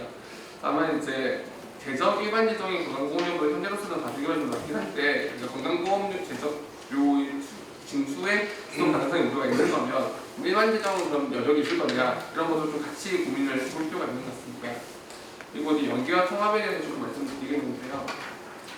이제 아까 이제 요양병원 말씀하셨지만 이제 건강보험만 가지고 노인 의료비를 해결할 수 있겠냐? 이건 아마 한게 그냥 평가를 받는 걸 합니다. 이제 뭐 조금 간단하게만 생각을 해봐도 이제 노인 지출 의료비라고 하는 게 급여에 건강보험에도 있고 장기요양에도 있고 뭐 이렇게 좀 아예 뭐 의료라고 볼 수 없는 것들도 있고 굉장히 좀 넓게 펼쳐져 있기 때문에 그러면 전부 할 수는 없다고 하더라도 어쨌거나 이제 건강보험 기관에서 공부와 장기요양을 같이 하고 있으니까 그럼 이 안에서 어떻게 할 건지는 얘기도 좀 같이를 해야 됩니다. 같이 논의가 좀 필요한 것 같고요. 그 다음에 이제 1차 의료 얘기 다 하셨고 뭐 하셨긴 한데 요양병원이라고 하는 것을 다룰 때 요양병원이 왜곡되어 있는 건 사실이지만 요양병원이 왜곡된 게 아니라 요양병원이 주변에서 해야 될 역할을 못하고 있기 때문에 요양병원이 그런 형태가 되고 있다는 점을 좀 같이 고민을 좀 두고 그러면 어떻게 할 거냐 이거를 좀 같이 좀 종합적으로 고민하는 노력이 좀 필요한 것 같습니다. 그리고 이제 재정 지원 방안에 관련해서 조금 의견을 드리면 이제 저는 이제 국고 지원의 규모가 뭐 어떻게든 늘어나기만 하고 저는 뭐든 좋다고 생각하면 기본적으로 이제 워낙 돈이 크기 때문에 돈이 크고 국민연금과 관련해서 이런 여러 가지 논의들이 굉장히 뭐 세대간 형평성 얘기들이 되게 많고 첨예하게 진행됐기 때문에 그런 점을 좀 고려를 했을 때 이제 1안이 제일 좀 많고 2안이 조금 적고 3안은 좀 차이가 나는 구조였는데요. 근데 아까 표를 보시면 이제 2안은 계속 50%로 유지가 되는 반면에 1안과 3안은 계속해서 이제 국고 지원이 늘어나는 구조가 되어 있기 때문에 그렇다고 하면 뭐 좀 이제 노인계층에 의해서 특별히 개정에서 안 들어간다는 생각을 따로 주지 않는 2안이 조금 유리하지 않느냐. 그리고 사반의 경우에도 이제 이하는 40% 조정을 해보면 3원과 비슷한 규모가 되는데 이 경우에도 이제 40%로 일괄을 하는 쪽이 조금 유리하지 않느냐 이 정도 의견이 있습니다.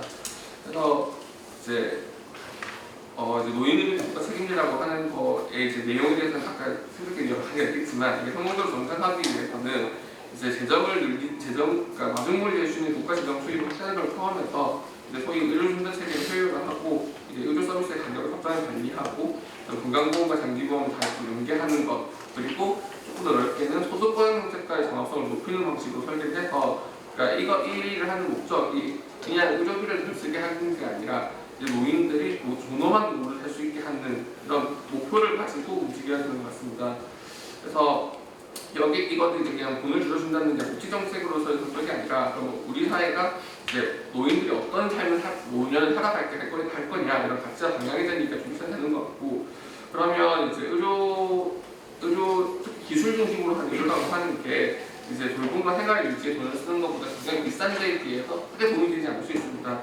그래서 결과적으로 이제 보통 제가 이걸 생애 말기 개정 그런 식으로 약칭해서 부르는데 그 생애 말기 한 20년 동안 쓰시는 분이 총량이 있다고 생각을 하면 이 돈 중에 이 돈을 어디에 쓰게 할 거냐 일단 얘기가 노인 의료비 국가 책임을 같이 논의되면 좋겠습니다. 예, 감사합니다.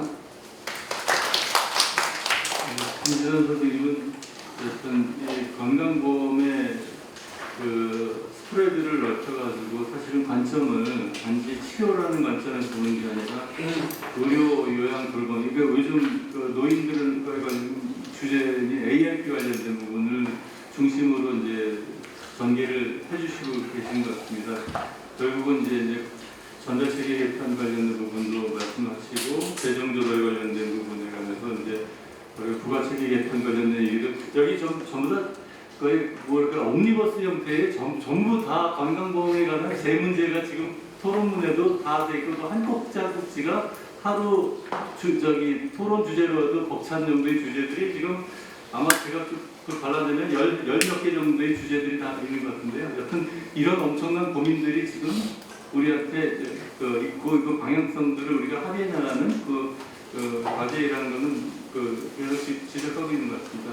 그래서 여튼 직장가입자 이렇게 가게 되면 직장가입자 중심으로 부담을 하게 되는 보험료만으로도 그 부분에 관한 문제는 소득 단위 부가체계에 관한 과거의 여러 해 동안 논의나 이런 것들에 관한 것이 과연 우리가 노인 의료비 국가 책임제를 논의할 때 연금이 보편적인 급여가 되는 15년 정도 후의 시점을 그 이전에 우리가 당장 부딪힐 때 과연 우리가 보수를 대상으로 소득 부가체계만 직전가입자인데 그 보수의 소득 관련된 것, 지역 가입자 같은 경우에 그런 소득 단위 부가체계가 과연 유효할 것이냐에 관한 의문도 여기 지금 포함해서 토론하고 계신 것 같습니다. 다음 토론자 선생님 말씀 듣겠습니다. 네, 안녕하세요. 저는 민주노총 이제 임원을 하면서 건강보험 분달의 재정위원회도 하고 복지부의 건정심위원도 하고 그래서 민주노총 수석위원장 하면서 되게 많은 일을 했었고 관련해서 무상의료 운동부 집회위원장도 하고 했습니다. 오늘은 교수 자격으로 맡고 다른 발제자분들과 토론자분들이 했던 얘기들 다 동의하고 오직 재정 얘기만 하도록 하겠습니다. 자료 앞에서부터 여러 가지 현재 통계청 자료 이런 건 다 넘어가도록 하겠습니다. 어제 상당히 유력 대선 후보가 경제보 단체 장들하고의 간담회에서 나왔던 얘기 중에 한국 사회의 어떤 생산이 가능하려면 500만 명의 해외에 고급 인력이 들어와야 된다라는 이야기를 했습니다. 결국 지금 현재 인구와 관련한 이야기 하는 것 중에서도 여러 가지 의미는 있겠지만 결국 이 건강보험의 부담의 보험 체계가 갖고 있는 보험료를 결국 주로 이제 소득이 있어야 하는 여러 가지 문제와 관련돼 있기 때문에 그래서 사실 오늘 이런 얘기 한다고 생각하고 재정 이야기만 좀 하도록 하겠습니다. 저는 자료의 71쪽에 그래서 인구 변화에 따른 진료비 증가와 관련해서 제가 만든 표 1은 사실 우리 발제문에 있는 표 7과 매우 유사하지만 사실 약간 달라서 수치가 동일하진 않습니다. 그러니까 2070년에 중위소득 기준으로 3,701만 18만 명, 이거는 뭐 맞겠죠. 그랬을 때 저는 어떻게 했냐면 표를 보면 2023년 기준으로 이거는 나와 있어요. 각 적용 대상 0세부터 표에 있는 것처럼 1세부터 4세까지는 몇 명, 그때 요양급여 비용은 얼마고 1인당은 얼마고 쫙 나와 있어요. 그래서 이걸 그대로 갖고 아무런 지금 우리 발전대 보면은 뭐 거기에 따라서 여러 가지 그나마 이제 자료를 좀 정리해서 했지만 저는 그런 건 일치 안 하고 오직 그냥 인구 변화에 따른 실제 2070년에 요양급여비가 얼마인지만 계산했습니다. 그러니까 약간의 차이가 있어요. 왜냐하면 영세에 대해서는 통계청에 장래인구 추계가 없어요. 그래서 예를 들어 영세 거는 따로 하지 않고 0세, 4세에 넣으니까 약간 과소 추계됐을 수 있습니다. 그렇게 되어 있고 85세 이상도 건강보험 관련해서는 여기 딱 수치가 나와 있지만 통계청에는 85세 이상이 없어요. 그래서 85세 이상은 80세 거를 했기 때문에 이것도 약간 과소 추계되어 있습니다. 그럼 결론적으로 보면 인구가 2024년에 5,140만 명 정도였는데 3,710만 명을 줄이니까 실제로 인구는 72.3%로 줍니다. 하지만 요양급여 비용은 112조여서 134조까지 드는 거죠. 그러니까 사람은 엄청 주는데 숫자는 되게 늘고 제가 1인당 진료비는 계산 안 했습니다만 여기 2023년 기준으로는 219만 원 정도라면 2070년에는 362만 원 정도 됩니다. 그리고 이거를 65세, 제가 65세부터 이제 연도별 되어 있는 걸 다 계산해 보면 아까 표 7에서 발제자분은 78.8%라고 되어 있는데 약간의 과소 추계가 되어 있다고 보면 제 거는 76.9%입니다. 그러니까 실제로 그 중에서 75세와 관련해서 이제 이야기를 하면 표 1의 맨 위에 있는 건데 전체 진료비의 56.2%, 그러니까 절반을 넘어선다는 거죠. 75세 이상만은. 따라서 75세 이상만 가지고 예를 들면 뭐 주치의제도를 도입한다든가 75세 이상의 진료비에 대해서는 전체 뭔가 정부와 국가가 무상으로 시행한다든가 뭔가 이런 것만 하더라도 상당히 좀 효과가 있겠다 이런 생각을 했고요. 다시 이제 그림 이름 제가 만든 자료가 아니라 사실은 연령별로 월 보험료에 대한 거를 자료를 구했으나 못 구했어요. 그래서 건강보험공단에서 2019년 나온 자료가 유일합니다. 그래서 그 자료를 이렇게 따왔고 이걸 근거로 해서 표 2를 만들었어요.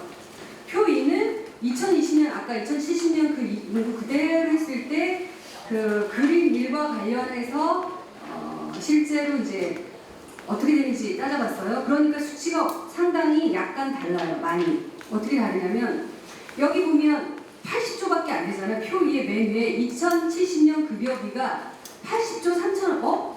아까는 137억인가 되잖아요. 여기에 보면 표 1에 보면 134조네요. 134조예요. 그러면 이 차이가 뭐냐? 바로 불과 4년 만에 2019년과 2023년 이 사이에 얼마나 요양급여비가 늘었는지 알 수 있습니다. 그러니까 자료가 2023년도에 그 나이대별의 보험료가 없어서 제가 그걸 못했는데 2019년 기준으로 했을 때는 80조밖에 안 되지만 2023년 기준으로는 134조가 될 정도로 불과 4년 만에 건강보험 부담금이 엄청 올랐다는 걸 확인할 수 있고 그래서 이걸 근거로 해가지고 제가 이제 쭉 따져봤을 때 65세 이상이 62조 9천억이나 되는 거죠. 그래서 2019년 기준으로 2070년 국민건강보험료 급여비를 산출하면 80조고 65세 이상 노령기의 급여비는 73.38%. 아까 제가 이제 표 1에서 얘기한 거랑 다소 약간의 차이가 있지만 사실 발제했던 분하고 거의 비슷하죠. 네, 수치는 다양하게 계산해서 비슷하다는 거예요. 그런데 국민건강보험료를 2019년 기준으로 하면 33조 7,217억밖에 안 돼요. 그거를 정부가 다 지원했다. 20%를 다 지금도 13%, 14%밖에 안 하지만 20%를 다 했다고 해도 6조 7,443억 원이에요. 그럼 어떻게 돼요? 40조 4,669억. 즉 필요한 건 되게 가소축에 된 80조지만 실제로 50.4%밖에 건강보험료 국고 지원해도 안 된다는 거예요. 그러니까 50%의 건강 급여비를 내줄 재원이 없다는 거죠.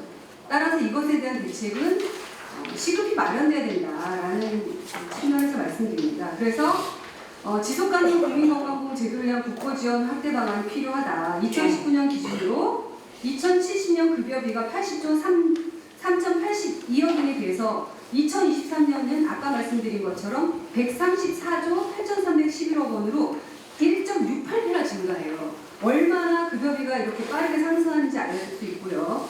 따라서 2023년에 비해서 이렇게 증가했던 2070년의 재정사항이 매우 심각하다라고 하는 걸 말씀드리고, 따라서 75쪽에 65세 이상 노년기의 급여비에 대한 정부 책임을 강화하는 재정 대책 마련이 필요하고, 지금까지 이렇게 동일한 80대 20의 비율 방식을 벗어나 65세 이상, 그리고 제가 아까 말씀드린 75세 기준으로는 뭔가 발제에서 이야기했던 방식으로의 재정 대책 마련이 필요하다라는 말씀드리고, 제가 미국 사례를 아주 간단하게 이렇게 좀 올린 거는 사실 가장 선진국 중에 시장 친화적인 보건의료 제도고, 실제로 뭐 아예 민간보험조차 들지 않은 데가 있어서 미국은 공공과 관련한 책임이 없는 것 같지만 사실 그렇지 않다. 왜냐하면 메디케어와 메디케이드만으로 이미 48.5% 정도가 이런 보장을 받고 있다라고 하는 측면에서 대한민국의 어떤 정부, 국가가 해야 될 책임에 대한 이야기를 하고 있습니다. 제가 재정을 강조하는 건 결국 정치권이나 정부는 갈등에 불편해지면 할 수밖에 없기 때문에 재정의 위험성을 강조하면 혼합 진료 금지를 하든 뭐 예를 들면 대책을 마련할 거다라고 하는 기대를 하면서 제 토론을 마무리하도록 하겠습니다. 감사합니다.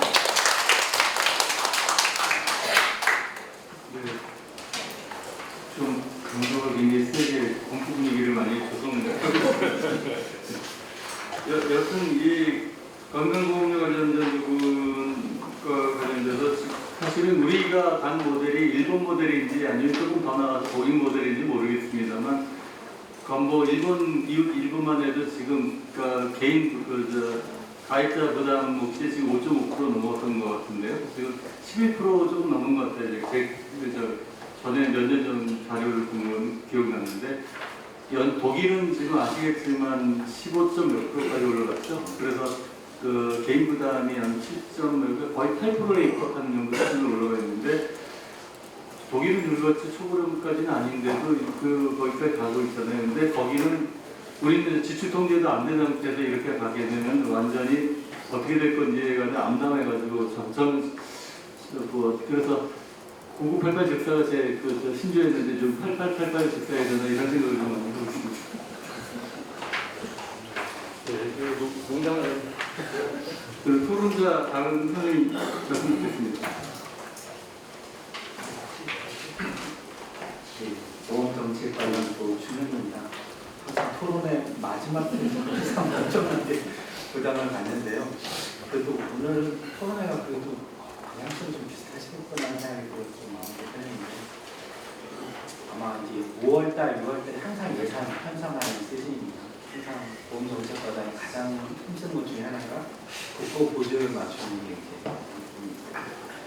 대략 보니까 국고보조율 올해 14% 맞추려면 1조 6,300억 정도가 더 필요한데, 근데 앞전에 쓰신 거는 40조 제가 너무 손이 작은 게 아닌가 생각들고, 또 하나는 노인의료비 국가 책임제인데, 제가 거의 두 번째 과정인 치매국가 책임자원에서 경감을 하다가 처음 했을 때 되게 담론에 대한 얘기를 했던 기억이 나서 굉장히 뜻깊었던 제목이었습니다.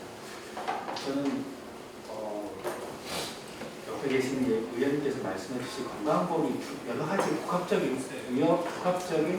위험이라고 해야 되나요? 하나는 필수 의료에 대한 붕괴된 거에 대한 대응을 하는 하나가 있고, 또 누구나 명확한 게 이제 고령화에 대한 부분도 대응해야 되는 부분이 있어서, 사실 2차 종합계획의 부분이 좀 반기점이 조금 미흡했던 부분도 있었던 것 같습니다.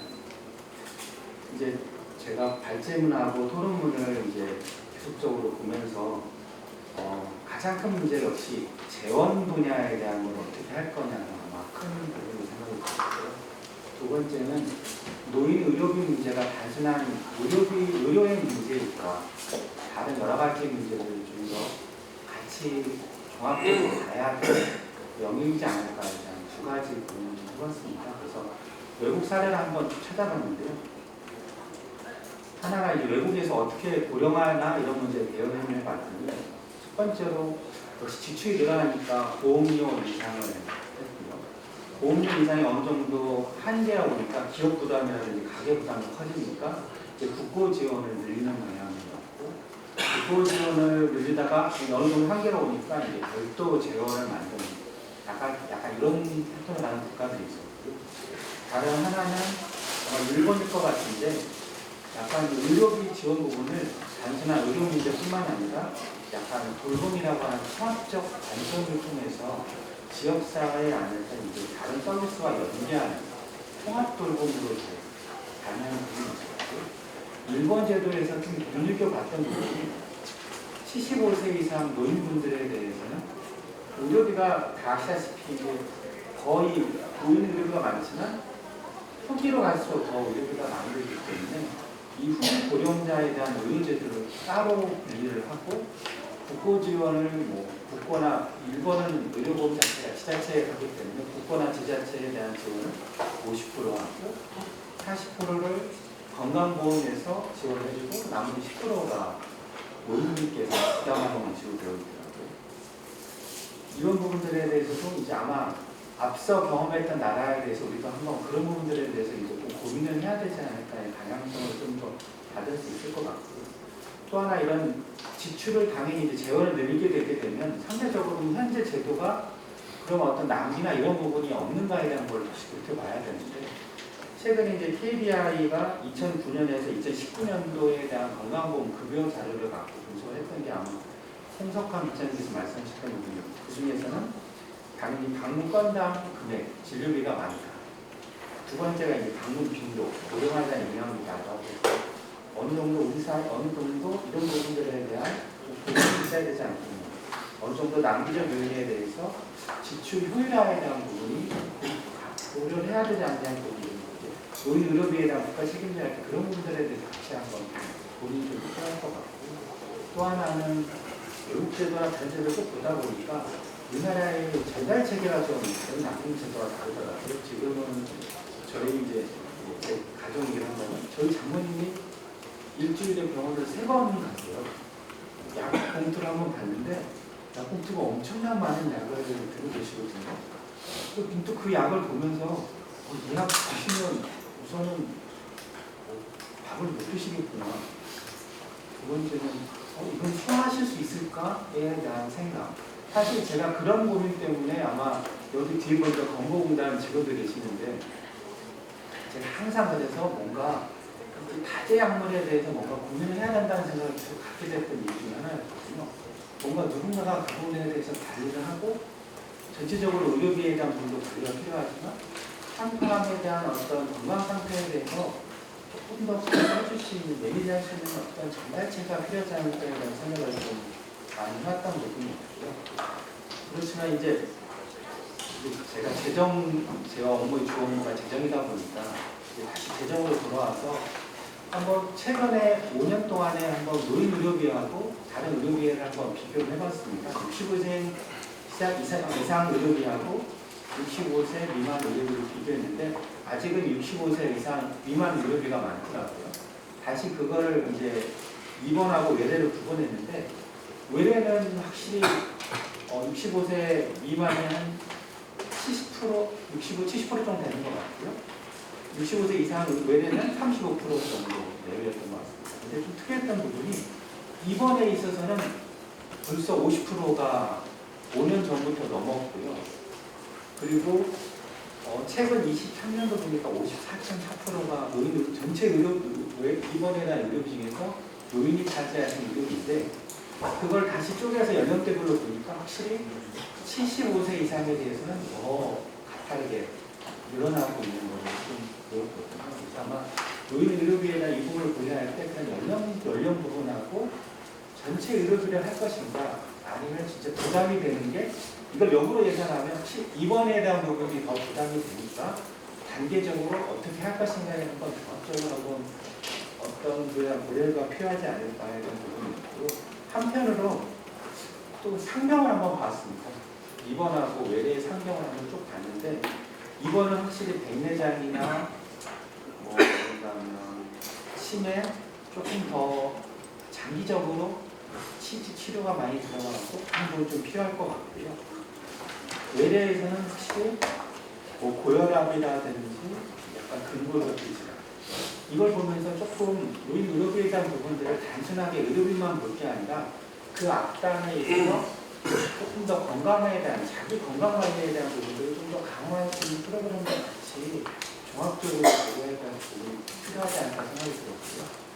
마지막으로 제가 최근에 한번 여수 한번 지사를 방문하면서 좀 느꼈던 부분이 우리나라 제도가 건강보험공단에서는 백세 운동이라고 하는 제가 한번 따라해봤는데 되게 힘들더라고요. 근데 확실히 운동은 되겠다는 생각이 들었고 보건소에서도 다양한 어떤 건강관리가 되어 있어서 그런 어떤 정부 차원이나 제차원이 이런 건강관리 사업을 통합적으로 조금 할 수 있으면 더 많은 부분들이 효율적으로 할 수 있지 않을까. 지역에 가보니까 확실히 건강관리에 대한 강사분들이 도시지역 같은 경우에는 인력들이 많고 지역사회 많으신데 그 여수라고 하는 지역이 가만히 봤을 때는 혹시 지역사회에서 건강관리 사업을 하고 싶어도 그런 운동을 할 수 있는 강사가 상당히 툴이 적어서 그분들한테 한번 대화를 했을 때는 그분들도 어떻게 보면 생계수단이시니까요. 가장 그게 페이를 많이 주신 데를 가신다고 하더라고요. 그러니까 여러분 보니까 그런 어떤 건강관리 예보들도 종합적으로 한번 가야 되지 않을까 생각을 좀 하게 됐습니다. 그다음으로 토론을 마치겠습니다. 이게 토론이 될 수 있는 주제인지는 모르겠습니다. 발제자 선생님이 토론자 선생님과 말씀드린 코멘트 하실 수 있습니다. 그 발제 내용에 대해서 풍부하고 생산적인 얘기를 해주셔서 너무나 감사하고요. 근데 어쨌든 안우리 국장님, 김지환 교수님 일단 두 분 얘기 중에는 하여튼 뭐 수익분에 대한 고려, 지출분에 대한 고려, 수익 부분에서 그러니까 소득 중심으로 가는 보험료 그 기반이 하나 있으니까 그런 부분 다 고려해야 되고 어쨌든 이제 재정 추계적인 측면에서 보면 이제 그런 다양한 요인들을 고려해야 되는 부분은 맞을 것 같은데 근데 어쨌든 뭐 핵심적인 거는 그 생산 연령 인구가 절대적으로 줄어드니까 그러니까 그 양 자체가 줄어드는 과정에서 이제 소득 중심으로 가는 것이 얼마큼 재정 확보성이 있겠느냐 그런 거고 그만큼 또 그 재산 부분은 또 줄여야 되는 거잖아요. 그리고 그 은퇴한 이후에 소득원이라는 게 사실 공적연금에 주로 하는 건데 거기에 또 보험을 들어가는 게 노인분들 입장에서 또 부담이 될 수도 있고 해서 그래서 이제 제가 지금 다양한 이제 지출 요인부터 다양한 문제들이 있는데 핵심적으로 좀 집중해야 될 부분은 조충현 과장님 그 20% 지켜주시고요. 거기서 출발해야 됩니다. 그거를 하기 위해서 저희가 뭘 해야 되는지 알려주세요. 네, 그렇게 해도 될 것 같습니다. 또 건보재정이 누적 수치가 29조 원입니다. 그것 때문에 그런 건지 뭔지 연례적으로 계속 이렇게 편성을 안 하는 이유를 이제 하여튼 그래서 그거 지켜주시고 그 다음에 5년 이내 한번 2배 정도 올려보자 이렇게 좀 모델을 좀 세우는 방향으로 해서 좀 구체적인 대안을 좀 논의해보면 어떻겠냐. 뭐 사회보험료 가지고 하다가 이제 국가 국고 쪽에 이제 의존하게 되면 이제 다양한 국가 이행 경로가 있을 텐데 그것도 뭐 정확히 잘 말씀해 주셨고요. 그런 지점들을 다 고려해서 5년 안에 2배 정도 늘려보자. 그게 타당하지 않은 얘기다. 이렇게 보여지지는 않을 것 같아요. 그래서 그 정도 수준은 저희가 감당할 수 있지 않을까 하는 생각이 들고 그래서 그 계획에 대한 부분을 좀 추천을 못하거든요. 개인적으로 좀 생각합니다. 그 추가적으로 토론자 선생님 말씀 주실 거 있으신가요?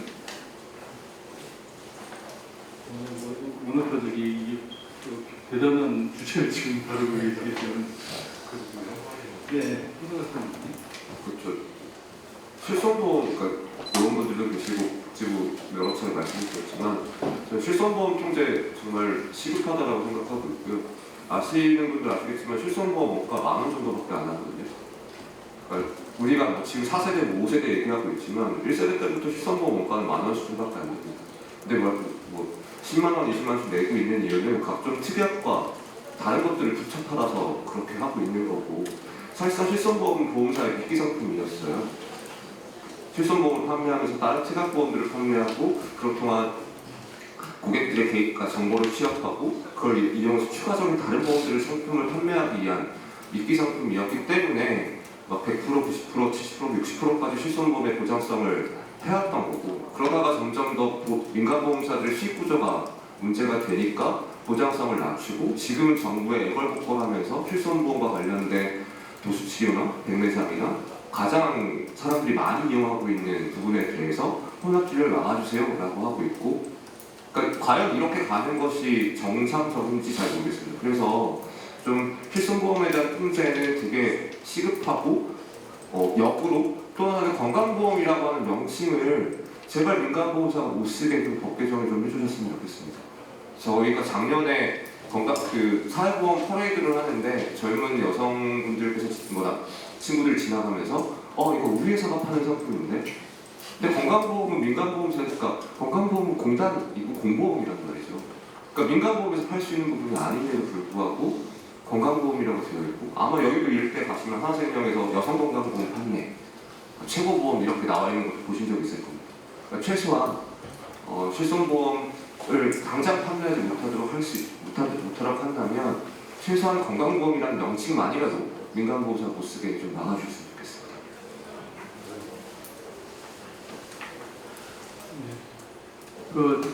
플로어에서 이 발제나 토론에 관련돼서 질문이나 의견 있으시면 말씀 주시죠.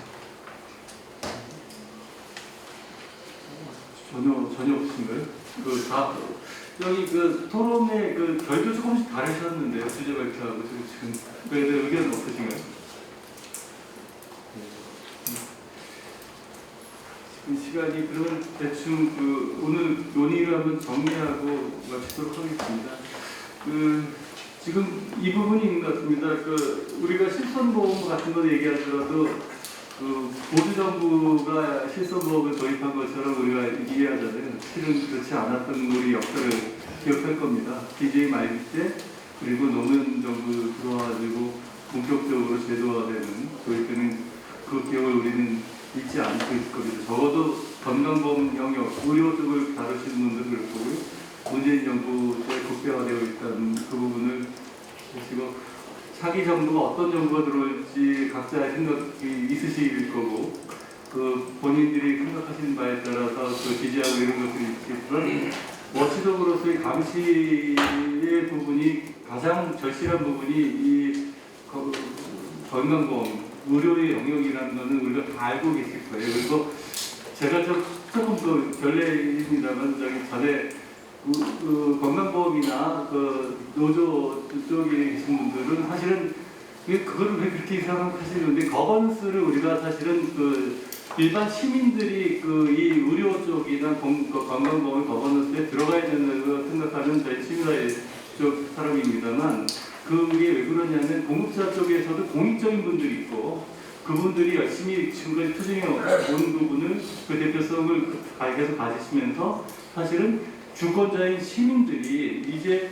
이 영역들, 이 위기 심각성을 그들 스스로 자각을 하실 때가 훨씬 지났거든요.